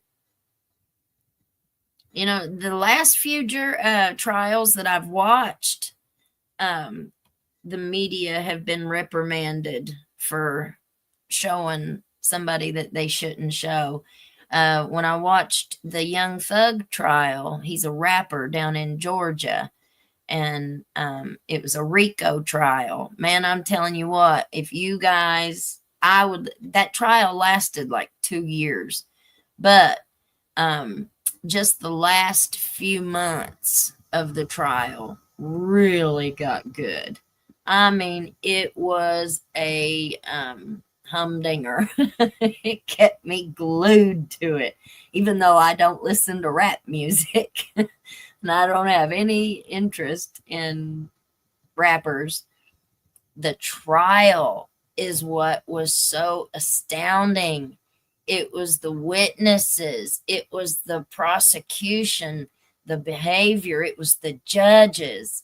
I was looking to see what all kind of upcoming trials that we could jump into after this one today. And if you guys would like to watch that, we wouldn't watch the whole thing, but we could watch some of the last end of that Young Thug trial if y'all wanted to. It is, I'm telling you, it was the best trial, the most interesting trial. The behavior of the prosecution was outrageous, and the jury caught on. It was really, really a good trial. Jessica says she rewatched it. They showed 2 jurors and a court security officer, I guess who he was. He was probably the one that was bringing the jury in. Oh, coal miner's daughter says no, young thug, thanks. Okay. It was amazing. One of the judges was forced to step down and recuse himself. He was trying to throw one of the defense attorneys in jail for contempt. They ended up having to bring another judge in. It was really, really good. And if you're a trial junkie, you'd like that one, because I've not seen any that were even close to it. Larry says they showed them 3 times rewinding. I know. They probably got, I'd say what happened is they cut their feed and then they've told them, hey, you showed jurors. And so they've pulled their videos up saying, no, I didn't, or, oh, let me see. And they went and instead of doing it off live, they've done it right on screen to go back and see if they did. Yep, buddy, you messed up. Larry says Karen Reed lost a whole day for showing a juror. Yeah. Well, it's a good thing the trial's over and they're just let's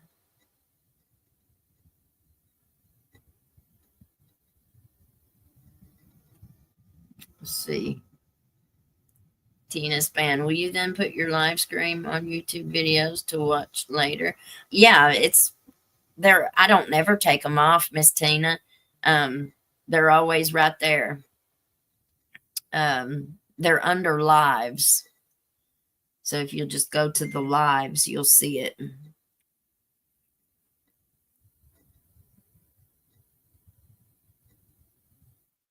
They all get recorded and go on the channel. Every live that we do.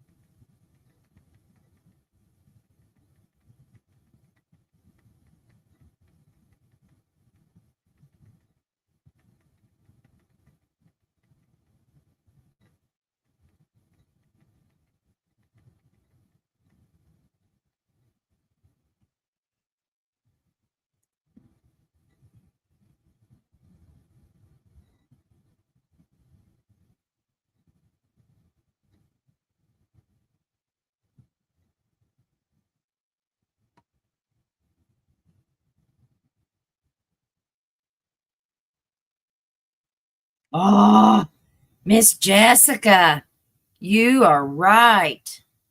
They showed 1, 2, 3 jurors. At least 3. Yep. Jessica went and screenshotted it and sent it to me. And yep, when they showed Granny walking into the box, they got the jurors. It looks like one girl that's about Megan's age. There's an older white lady and a man. There looks like a man there. I can't tell if that man is a security officer or if he's a juror. And then they showed the body of another one. The guy on the end is a court security officer. Okay. But so they've showed the jury, not the whole thing, but one juror's enough to get it all cut. We won't see no more of it, y'all. I don't think so. This judge is, he's hardcore. We saw what he did with the medical examiner. He was about to charge her with contempt just because she couldn't answer the question the way that the defense attorney was wanting her to. Yeah, Julie, Judge Glanville had his comfort breaks to walk his dog he had behind the bench. Yeah, he had him what do you call it? Shoot, what do you call that? A special animal for your anxiety and stuff. Service dog. Yeah, there he is. He was a service dog. We had that big RICO case here with the motorcycle gang, and the judge closed the courtroom to any cameras or electronic devices because jurors were getting threats. Oh, yeah. I forgot about that. I didn't watch, or I don't remember even seeing any news about that, but okay, let's see.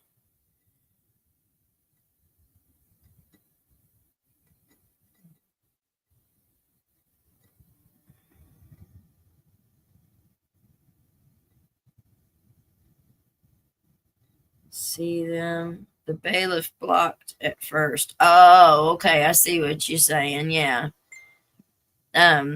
Jessica sent me another screenshot, and it shows Granny walking in, and the security officer that was escorting her in kind of blocks the view of the jurors, and then he moves. And when he moves and walks in behind her, it shows the jurors. Wow. Wow. Unbelievable.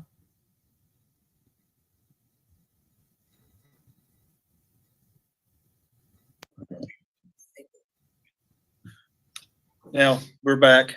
Uh-oh. Is the state ready to proceed? Yes, Judge. Defense ready to proceed? Oh, they kicked them out, y'all. They sure did. They've turned their own cameras on and they've kicked out the media. Wow.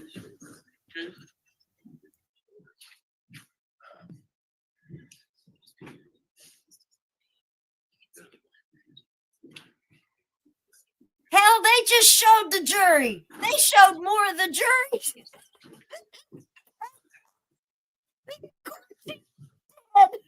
Maybe seated. Thank you.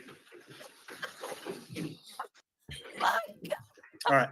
Mr. Scott, do you have any other proof? Defendant rest. What? All right. General, closing. My gosh.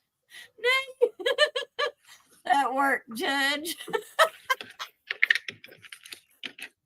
Ladies and gentlemen, I'll be pretty brief. This is obviously the second part of our trial, and the state only has to prove one additional element, the aggravating factor. And in your instructions, you will hear that the factor is if the murder was committed against a person less than 12 years of age and the defendant was 18 years of age or older. We submitted a copy of Evelyn's birth certificate, which will show that she was under the age of 12 at the time that this murder was committed.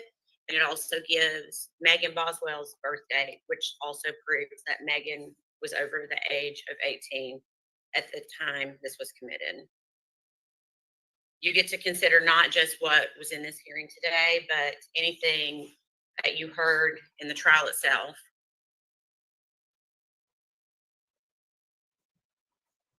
You heard from a few witnesses today talk about Megan's childhood. You're going to get jury instructions on mitigating factors that the defense would like for you to consider.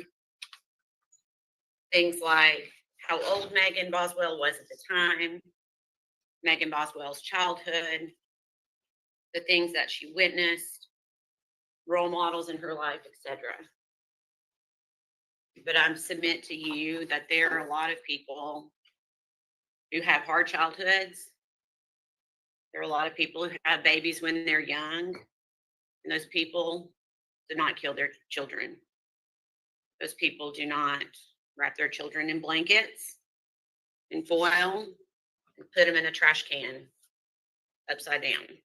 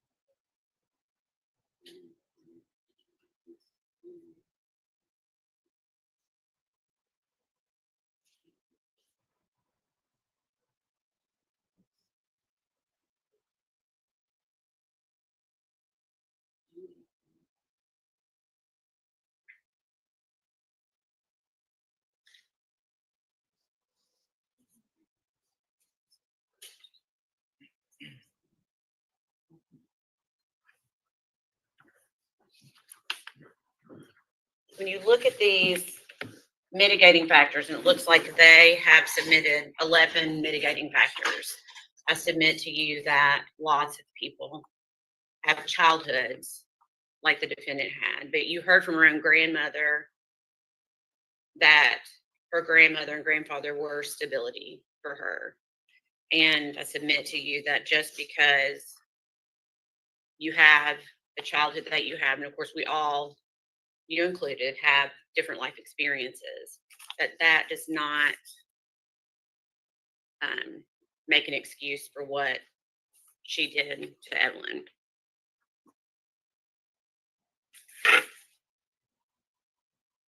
The defense is telling you that Megan Boswell deserves life with the possibility of parole, which is essentially roughly 51 years in this state, which would mean that Megan Boswell could get out in her late 60s, I believe. I submit to you that Megan Boswell she doesn't deserve that chance. Does Evelyn get the chance when she's 69 years old to start her life again? She doesn't. Neither does Megan.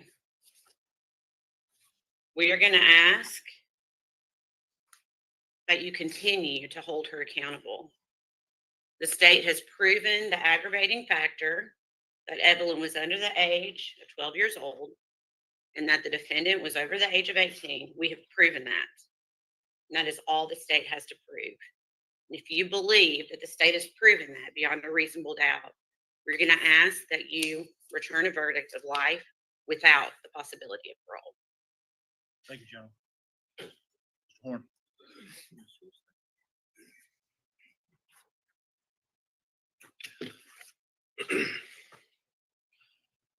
Ladies and gentlemen, I know the last few days have been emotional for you. It's been emotional for everyone. That emotion really began 5 years ago. Not just for this case, but for our community. And it has had some dividing and rippling effects. You've been sequestered, you haven't seen those things, but we have. We've seen how divided this community is over this case. Perhaps that could last and go on for a long time. You spoke very loud today when you found Megan Boswell guilty.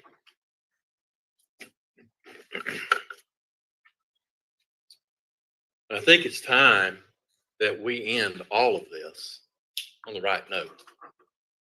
You have a chance to do that. I don't, state doesn't, judge doesn't, you do.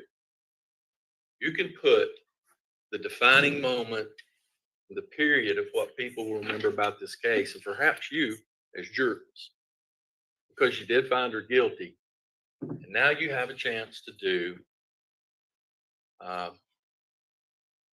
and show the one thing that's been missing for the last 5 years. That's grace and love. We have all, everybody in this room has failed in some way in their life.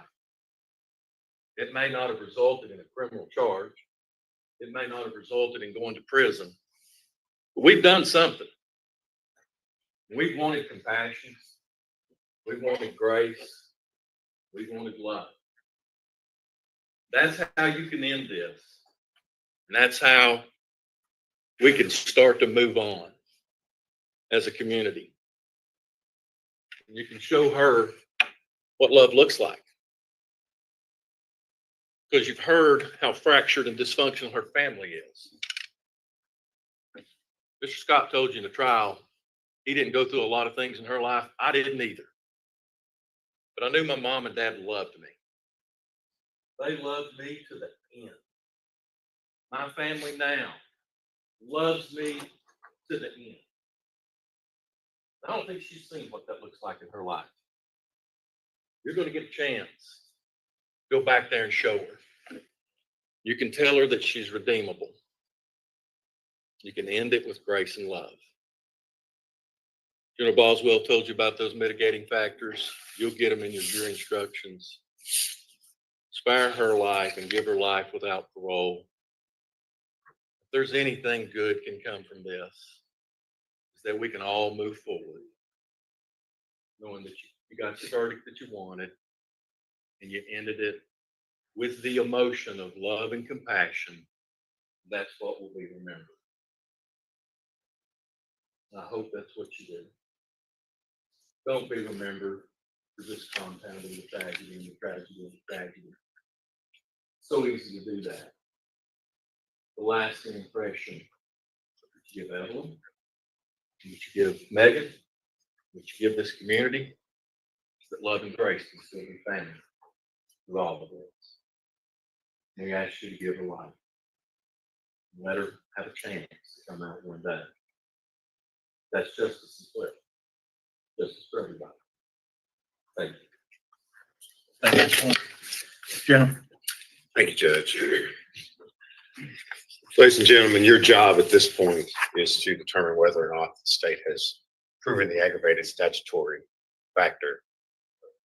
aggravating factor that we alleged. And as General Massengill told you, that was simply related to the age of the child as well as the age of Ms. Boswell. And clearly through her birth certificate, we have proven that aggravating factor. So then your job will be to weigh the mitigating factors that the defense has put on for you against that aggravating factor, which we have met our burden of proving. Mr. Horns asked you to end this case on the right note, and they would agree. You should end this case on the right note, and you should show Megan Boswell the same compassion and grace that she showed Evelyn.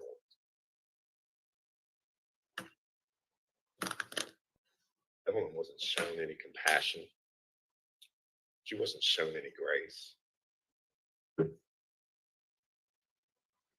You know, the one person that Evelyn should have been able to rely on to protect her, keep her safe, abandoned her, discarded her. She doesn't deserve your compassion, your grace.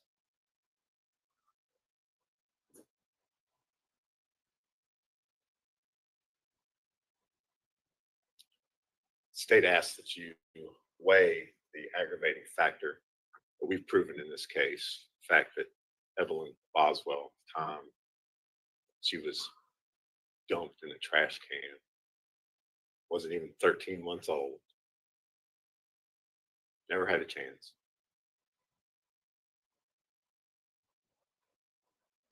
We ask that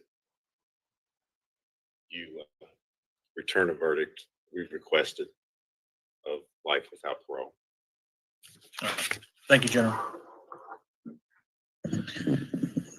Okay, ladies and gentlemen, I've got another set of instructions I've got to read to you. In the criminal court for Sullivan County, Tennessee at Blumville, State of Tennessee versus Megan Boswell, defendant. Case S72869. Jury instructions, fixing punishment of life imprisonment or life imprisonment without the possibility of parole. Members of the jury, you have now found the defendant guilty beyond a reasonable doubt of first-degree murder in the perpetration of first-degree murder as charged in the first count, and first-degree murder in the perpetration of a felony as charged in the second and third counts of presentment number S72869.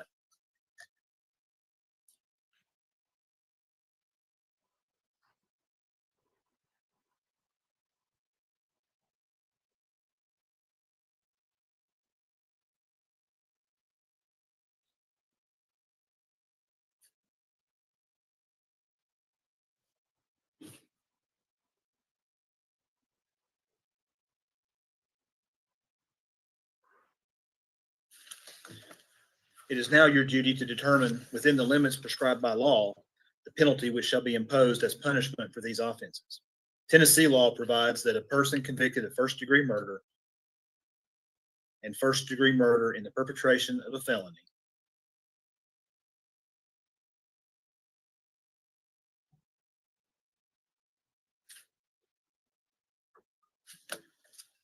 shall be punished by imprisonment for life without possibility of parole or by imprisonment for life. A defendant who receives a sentence of imprisonment for life shall not be eligible for release until the defendant has served at least 51 full calendar years of such sentence. A defendant who receives a sentence of imprisonment for life without parole shall never be eligible for release. In arriving at this determination, you are authorized to weigh and consider any of the statutory aggravating circumstances proved beyond a reasonable doubt, and any mitigating circumstances which may have been risen by the evidence throughout the entire course of this trial, including the guilt finding phase or sentencing phase or both. The jury is the sole judge of the facts and of the law as it applies to the facts in this case. In arriving at your verdict, you are to consider the law in connection with the facts, but the court is the proper source from which you are to get the law. In other words, you are the judges of the law as well as the facts under the direction of the court. The burden of proof is upon the state to prove any statutory aggravating circumstance or circumstances beyond a reasonable doubt. Reasonable doubt is that doubt created by an investigation of all the proof in the case and an inability after such investigation to let the mind rest easily as to the certainty of your verdict. Absolute certainty is not demanded by law, but moral certainty is required, and this certainty is required as to every element of proof necessary to constitute the verdict. The law makes you, the jury, the sole and exclusive judges of the credibility of the witnesses and the weight to be given to the evidence. The defendant has not taken the stand to testify as a witness during the sentencing hearing, but you shall place no significance on this fact. The burden is on the state to prove any aggravating circumstance or circumstances beyond a reasonable doubt. She is not required to take the stand in her own.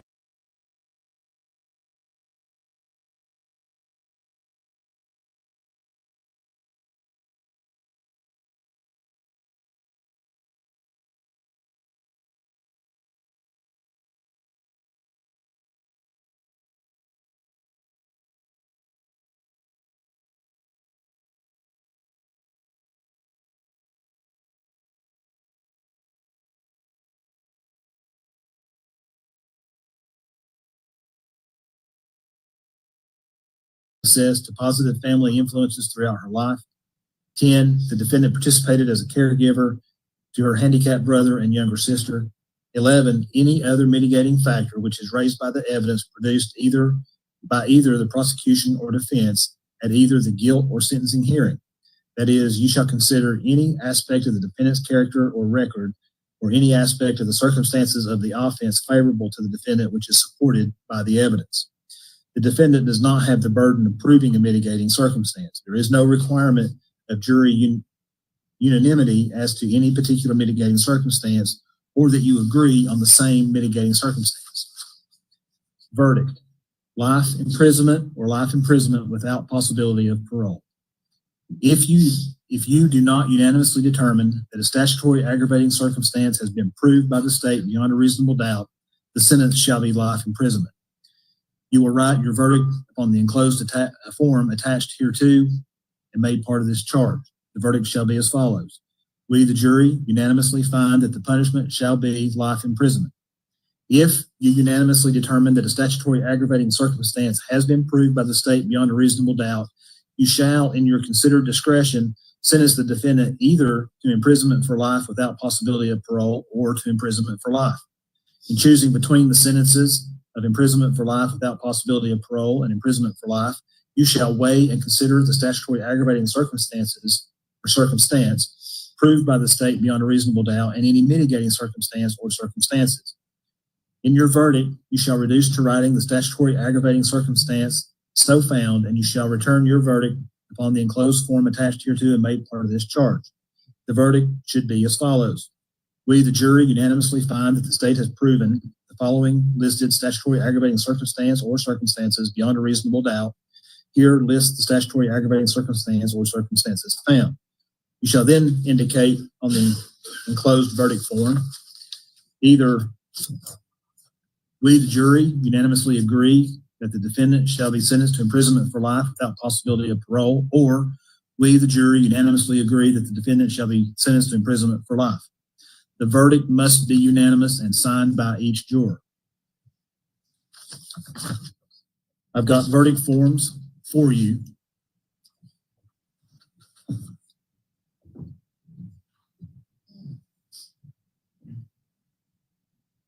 Okay.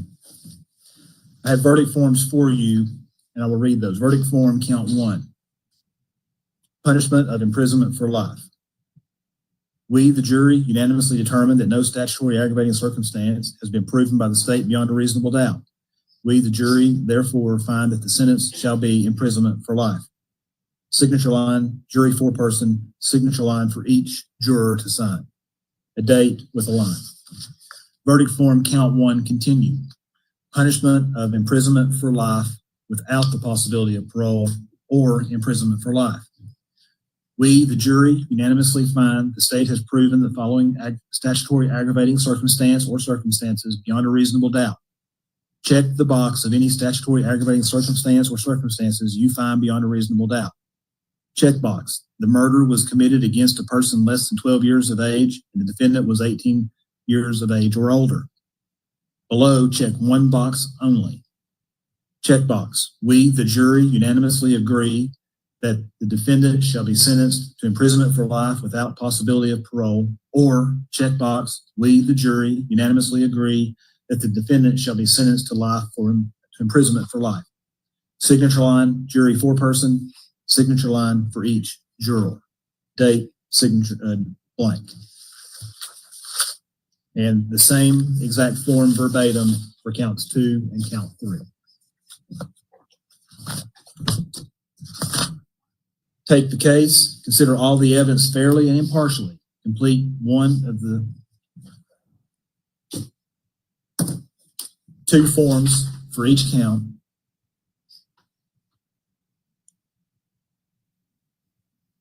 And report your verdict to the court.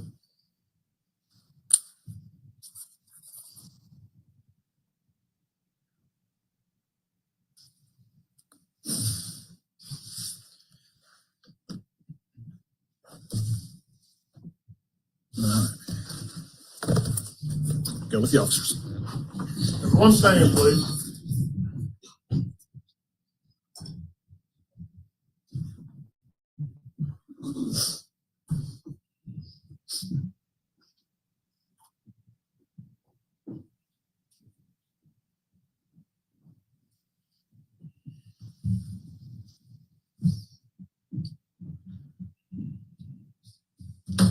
Glad you seated. Thank you. All right, jury's out at 12:09 p.m. to consider sentencing.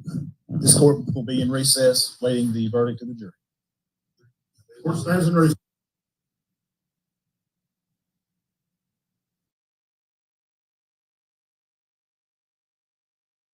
Personal confidence, something that I try to push into my classroom and my students.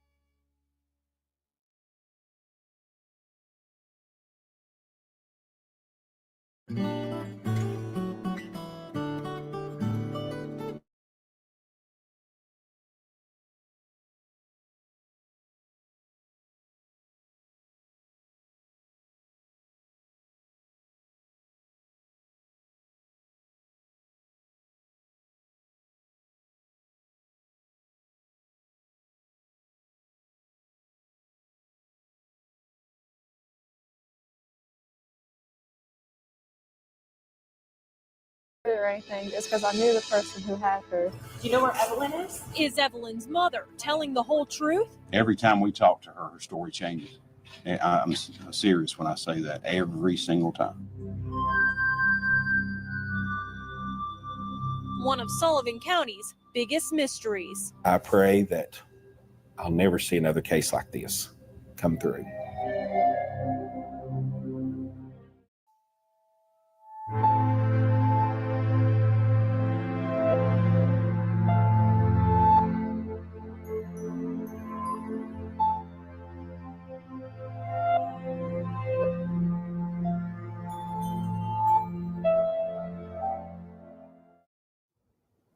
Thanks for joining us. I'm Kristen Kwan.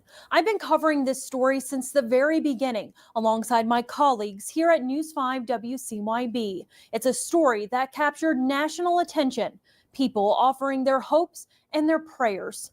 But ultimately, this is a story of innocence lost and the unanswered question, what happened to this beautiful baby girl? It all starts here in Sullivan County, Tennessee. Sullivan County it has a population of approximately 158,000. It's made up of 3 cities, Kingsport, Bristol, and Bluff City. Joey Strickler is the captain over the Criminal Investigations Division. He spent 30 years at the Sullivan County Sheriff's Office, but he didn't know that a phone call was about to change his life.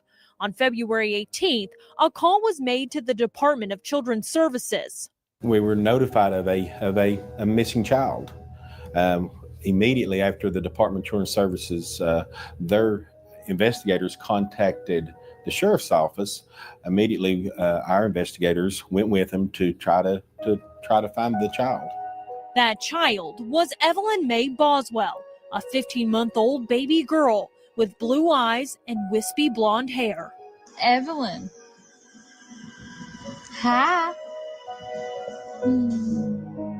A family member had said that they hadn't seen the child in a while and was inquiring about it and didn't think something was right. When you first heard this, was it alarming to you? To be honest with you, no. Sometimes we get a missing child report that it could be something as simple as, an aunt or an uncle, or maybe the father has the child. And, within just a short amount of time, the case is cleared because mama shows up with the child, daddy, a grandparent, a friend.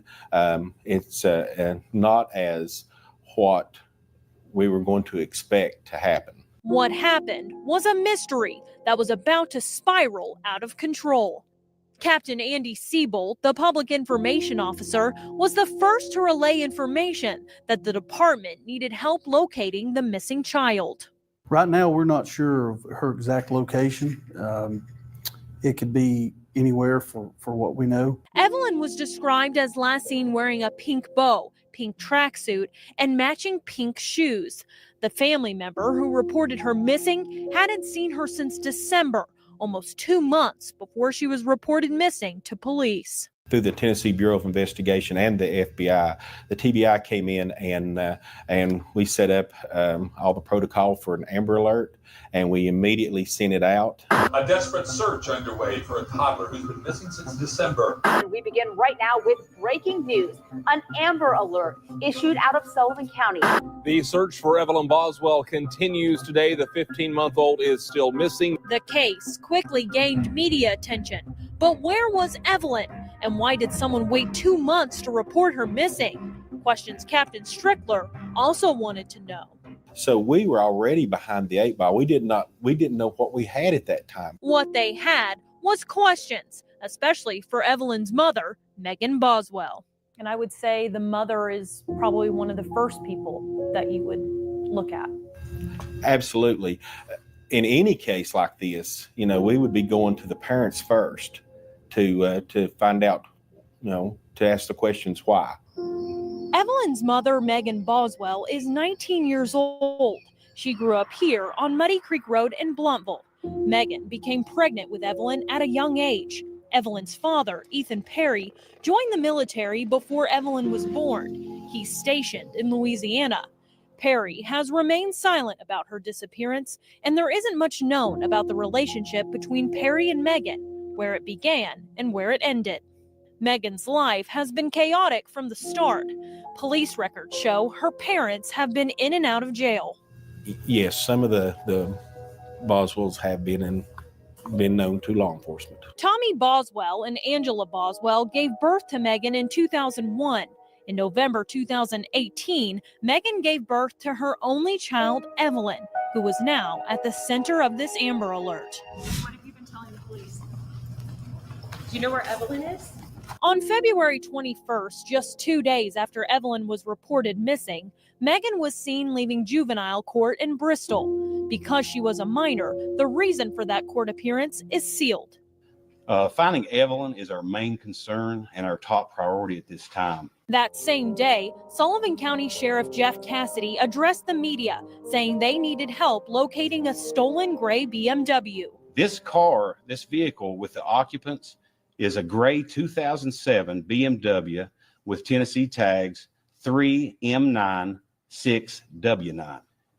I am personally donating $1,000 for award for any information that results in the safe return of Evelyn, and would like to solicit other community members or anybody from the nation to attach themselves with me to aid in bringing sweet Evelyn home.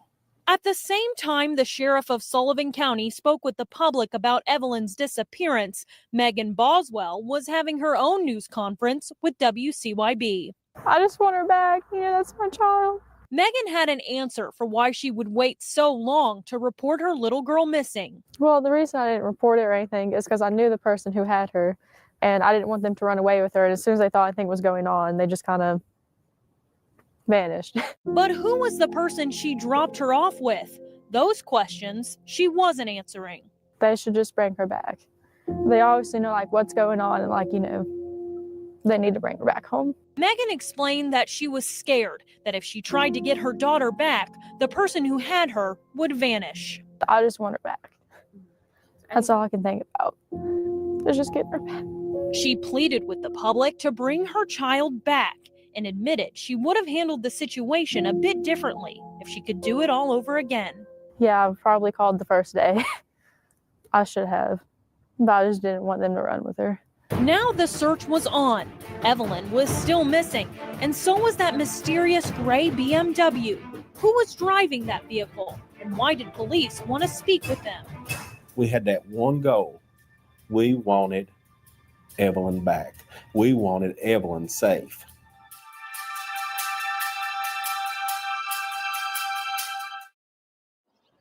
The Sullivan County Sheriff's Office wasn't any closer to an answer on where baby Evelyn was. Thousands of tips began to come through the Tennessee Bureau of Investigation hotline. We would send our officers to those locations. We would send investigators. If it was somebody in New Mexico or Colorado or California, we would call the agencies there and they would send somebody out to help us. So this case, in effect, it affected the whole nation. It wasn't long, though, before that gray BMW was located more than 2 hours away in North Carolina. We found out that the vehicle was in Wilkes County, North Carolina. It was stopped by one of the local law enforcement agencies there. Inside the vehicle was Angela Boswell. Angela is Megan Boswell's mother and the grandmother of baby Evelyn.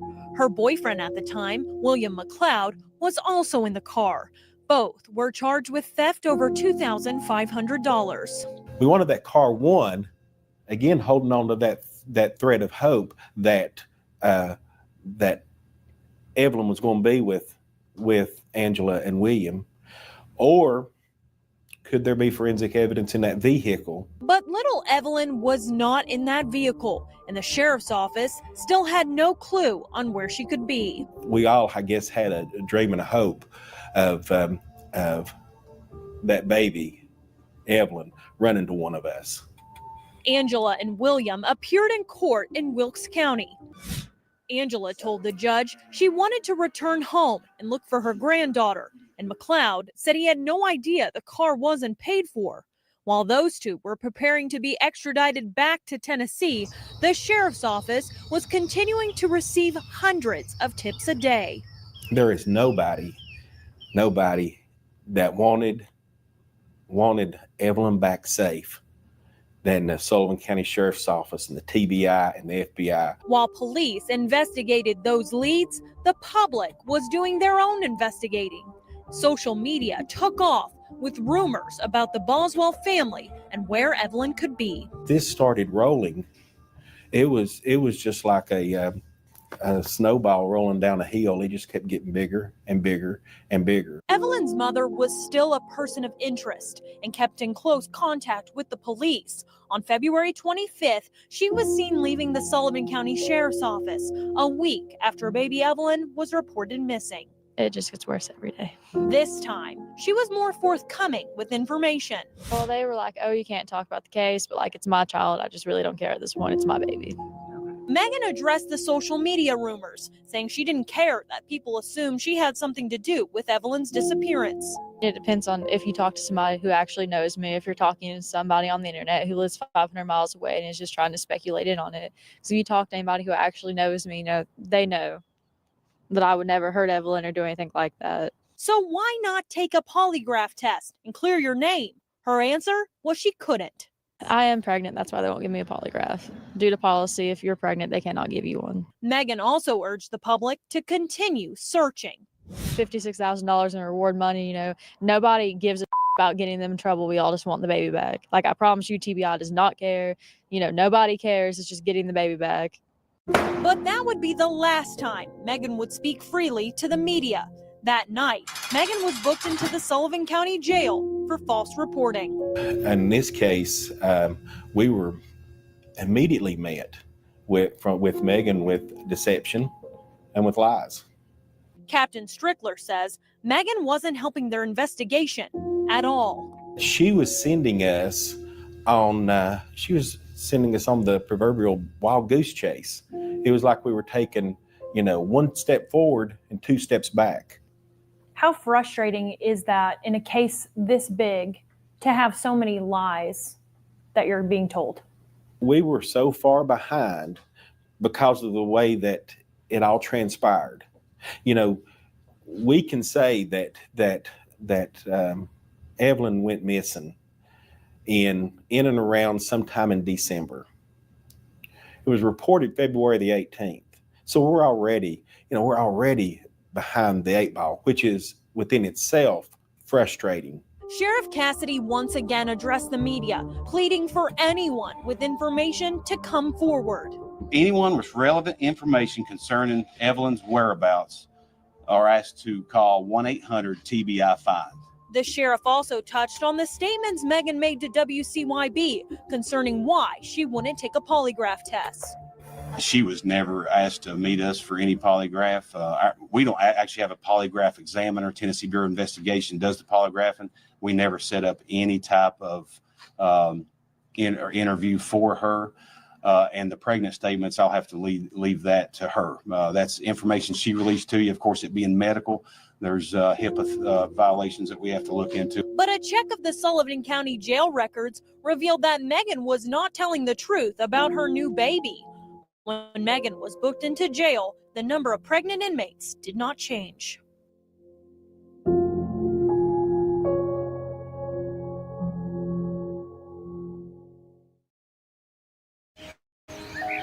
The search continues for Evelyn Boswell, who hadn't been seen by certain family members since December. Police ran down multiple leads that came from Evelyn's mother. So every time she would tell us something, we would write it down. Because that's what our desire was. We wanted to get Evelyn back home safe. Investigators were still holding on to hope that Evelyn would be found alive and well. We all, I guess, had a dream and a hope of that baby, Evelyn, running to one of us. Angela Boswell and her boyfriend William were still in the Sullivan County Jail. Angela finally bonded out with a court order that she must wear an ankle monitor, but was not ready to answer questions. When was the last time you All right, saw put her? your hands off of me. Back up. Right now. Where's Back up. Evelyn? Put your hands off of me. Do you know where she is? Is she alive? Days later, William also bonded out of jail, keeping his silence on what happened. But finally, after days, a break in the case. Breaking tonight, the Sullivan County Sheriff's Office says they have found human remains believed to be those of missing 15-month-old Evelyn Boswell. Heartbreaking news that the little girl who stole the hearts of thousands was finally found. It's just like we adopted her, and we wanted we just wanted to be, we all wanted to be her savior, to take her, to keep her from harm's way. And, it's absolutely, these type of cases will destroy you. Her body surrounded by her toys and diapers. Just to know, and you're human enough to think about things and think about what she went through, maybe, and just the whole totality of the circumstances is enough to emotionally just destroy someone. Evelyn was found here on the Boswell family compound. Her body was found in a small shed belonging to Tommy Boswell Sr., the same man who reported her missing to police. The discovery brought a sad and grim ending to a 17-day-long search. So what happens next? It's not over. Thousands wanting justice for Evelyn.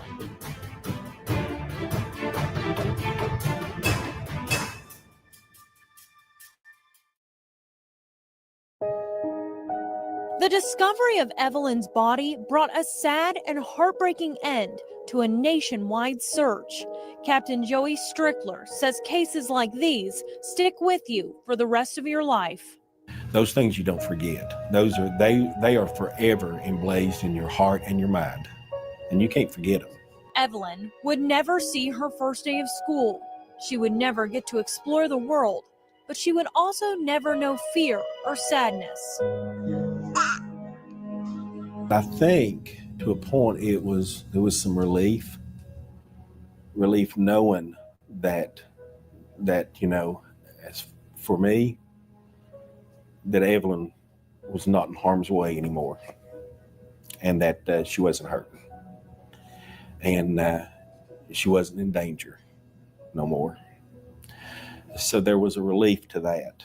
Relief also came to thousands of complete strangers who brought toys and gifts for a little girl they never knew but still loved. I'm heartbroken. I'm trying to not cry now. It's horrible. Megan Boswell now has a court-appointed attorney, Brad Sproles. She's appeared in court for her false report charge. At the bond hearing in March, the court asked the witness, Brian Fraley, fine agent with the TBI, if Ms. Boswell had made any inculpatory statements, and he answered yes. And I believe that made the court believe that there may be additional charges on the horizon. Sproles was right. In May, Megan was charged with 10 more counts of filing a false report, but no charges have been handed down in Evelyn's death. It's not over for the detectives at the Sullivan County Sheriff's Office. If anything, it's now the beginning. There is nobody from in this nation, from one coast to the other, that wants to see justice for Evelyn more than we do. And we're going to do everything we possibly can to make that happen. But it's going to take a while. While the ending of this story is unclear, what is clear is investigators are vowing to fight for answers for little Evelyn. We stand for those that can no longer stand. We are the voice of those that can no longer talk. So we have that moral responsibility to do everything we possibly can do, everything, to make sure that all the T's are crossed, all the I's are dotted, and that when we get ready to formulate a plan and take that next step, then we're ready. Be sure to stay with us as we learn the latest details in this ongoing investigation. For News 5, I'm Kristen Kwan.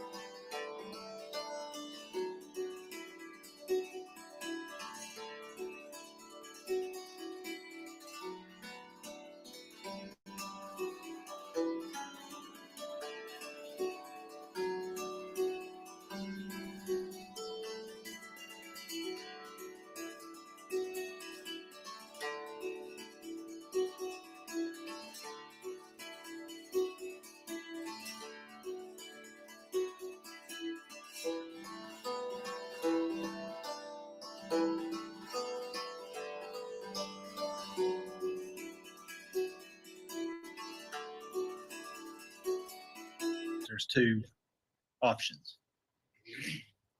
So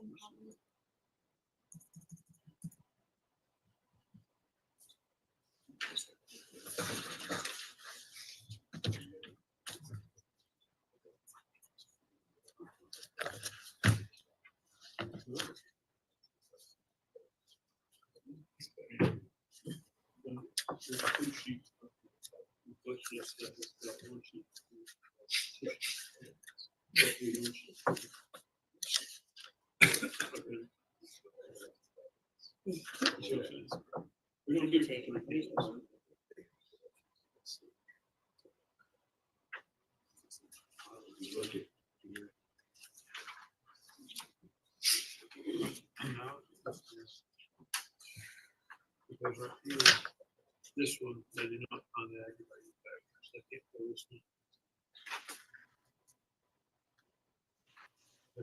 This one, where they find the aggravating factors.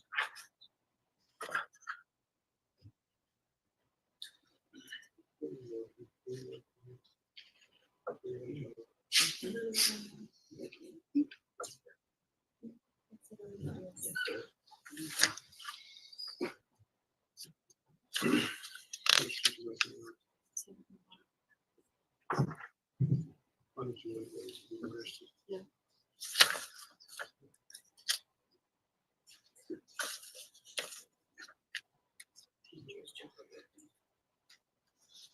What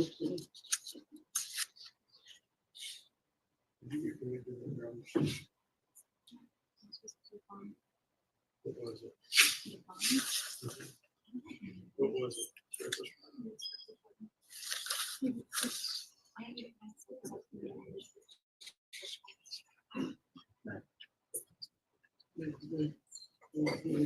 what I'm going to say, if you look at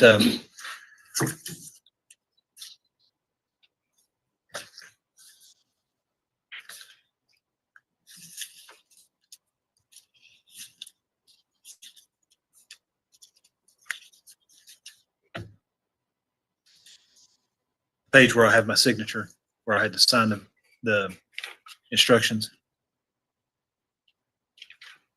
The very last sentence says, take the case, consider all the evidence fairly and impartially, complete one of the two forms. I'm going to say yes, and then I'm going to say complete one of the two forms for each count.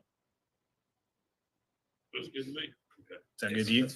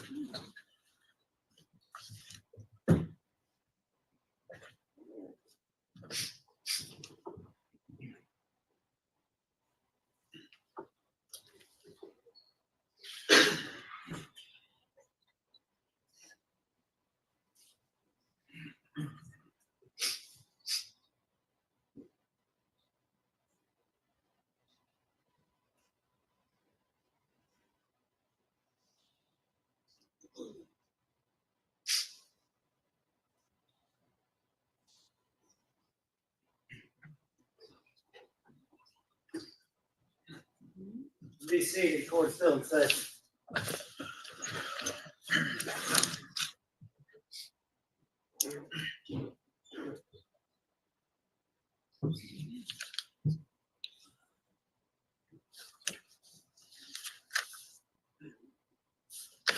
Go make 2 copies. They need a copy of it. If you don't mind.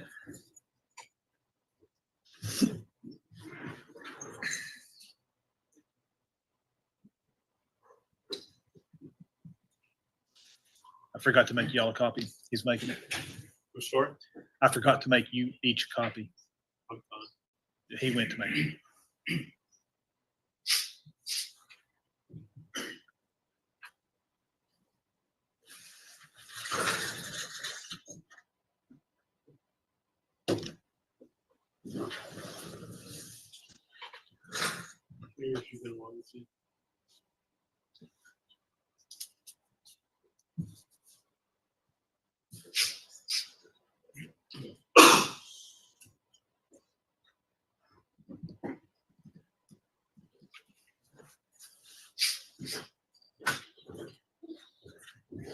I don't need a notebook. Well, yeah, I do. I gotta put it in there.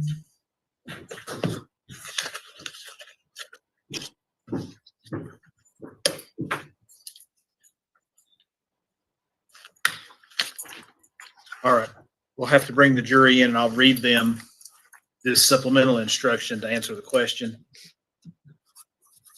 And I have to staple the actual handwritten question to the back of the.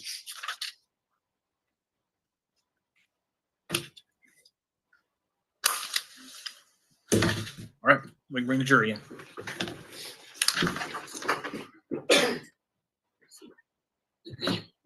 Everyone stand, please.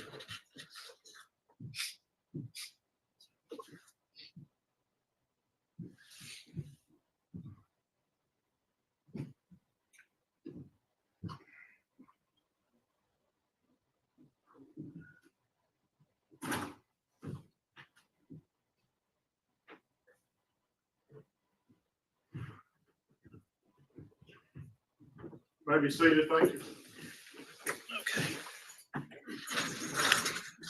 Okay, supplemental instruction number 1. Members of the jury, each instruction to you or response by the court to any request from the jury is required to be reduced to writing. You are not to place undue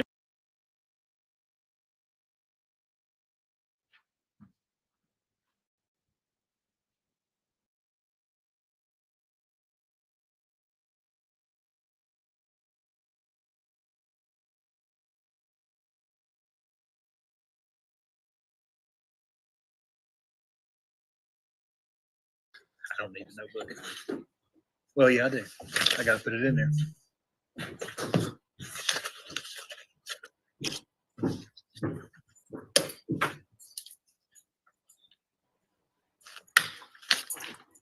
All right, we'll have to bring the jury in and I'll read them this supplemental instruction to answer the question.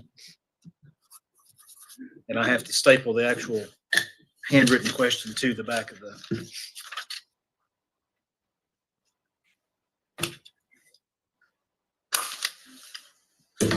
All right, we can bring the jury in.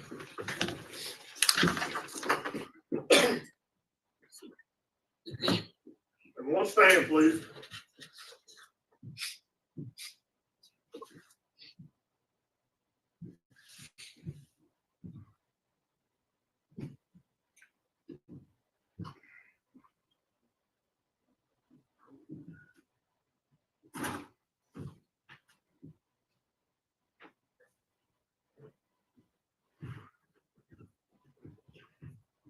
You may be seated, thank you.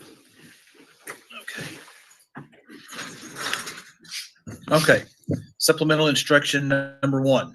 Members of the jury, each instruction to you or response by the court to any request from the jury is required to be reduced to writing. You are not to place undue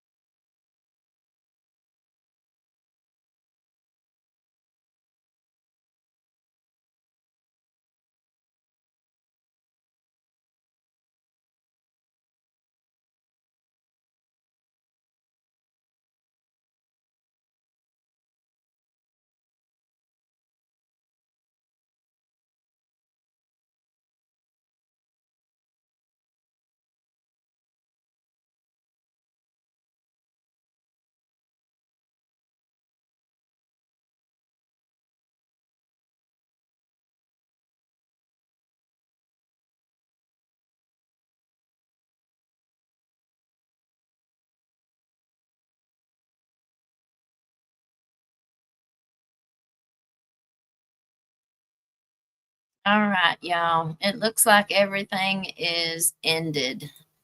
All of these have timestamps, like this one from Court TV's 9 hours and 30 minutes. That one's 1 hour and 56 minutes. So they've ended all of their live streams that I've been able to find. Law and Crime doesn't have theirs up. None of them do. So I'll go ahead and end this one. And you guys just, I guess we'll just have to find out what the sentence is through the news. We will be on Gavin Fish tonight at 7:30. And just remember, Gavin doesn't do, I think the software that he uses doesn't have a simulcast like STS does. It might be because me and Joel use the same. Me and Joel use the same software, so it might let us do it where it doesn't let me and Fish do it. So y'all go to Fish's channel at 7:30 and watch us, and then I will share his video tonight after it's over in my guest appearances and mentions playlist. So after it's over, I'll share it on my channel. Drop the link for Gavin. Okay, let me go look and grab it. Gavin Fish. Give me just a second. We'll get it dropped in. We love Gavin. Gavin is awesome. There you go, guys. That's Gavin Fish on YouTube. So we will see you all this evening. I'm not sure yet if we are going to do the start the next deposition reading tonight after we get off with Fish, or if we'll save that for tomorrow night. I probably won't know until we get done with Fish. Okay, y'all. So, all right. Well, y'all have a great rest of your day, and I'll see you this evening, okay? Thank you, everybody, for everything. Miss Lynette, thank you, honey. Both of them. Thank you, thank you. We also got a new member this morning. Alex Reese, welcome to the family. Welcome, welcome, welcome. All right, y'all. Well, you have a great rest of your day, and we'll see you later. Peace out, Girl Scout. Bye.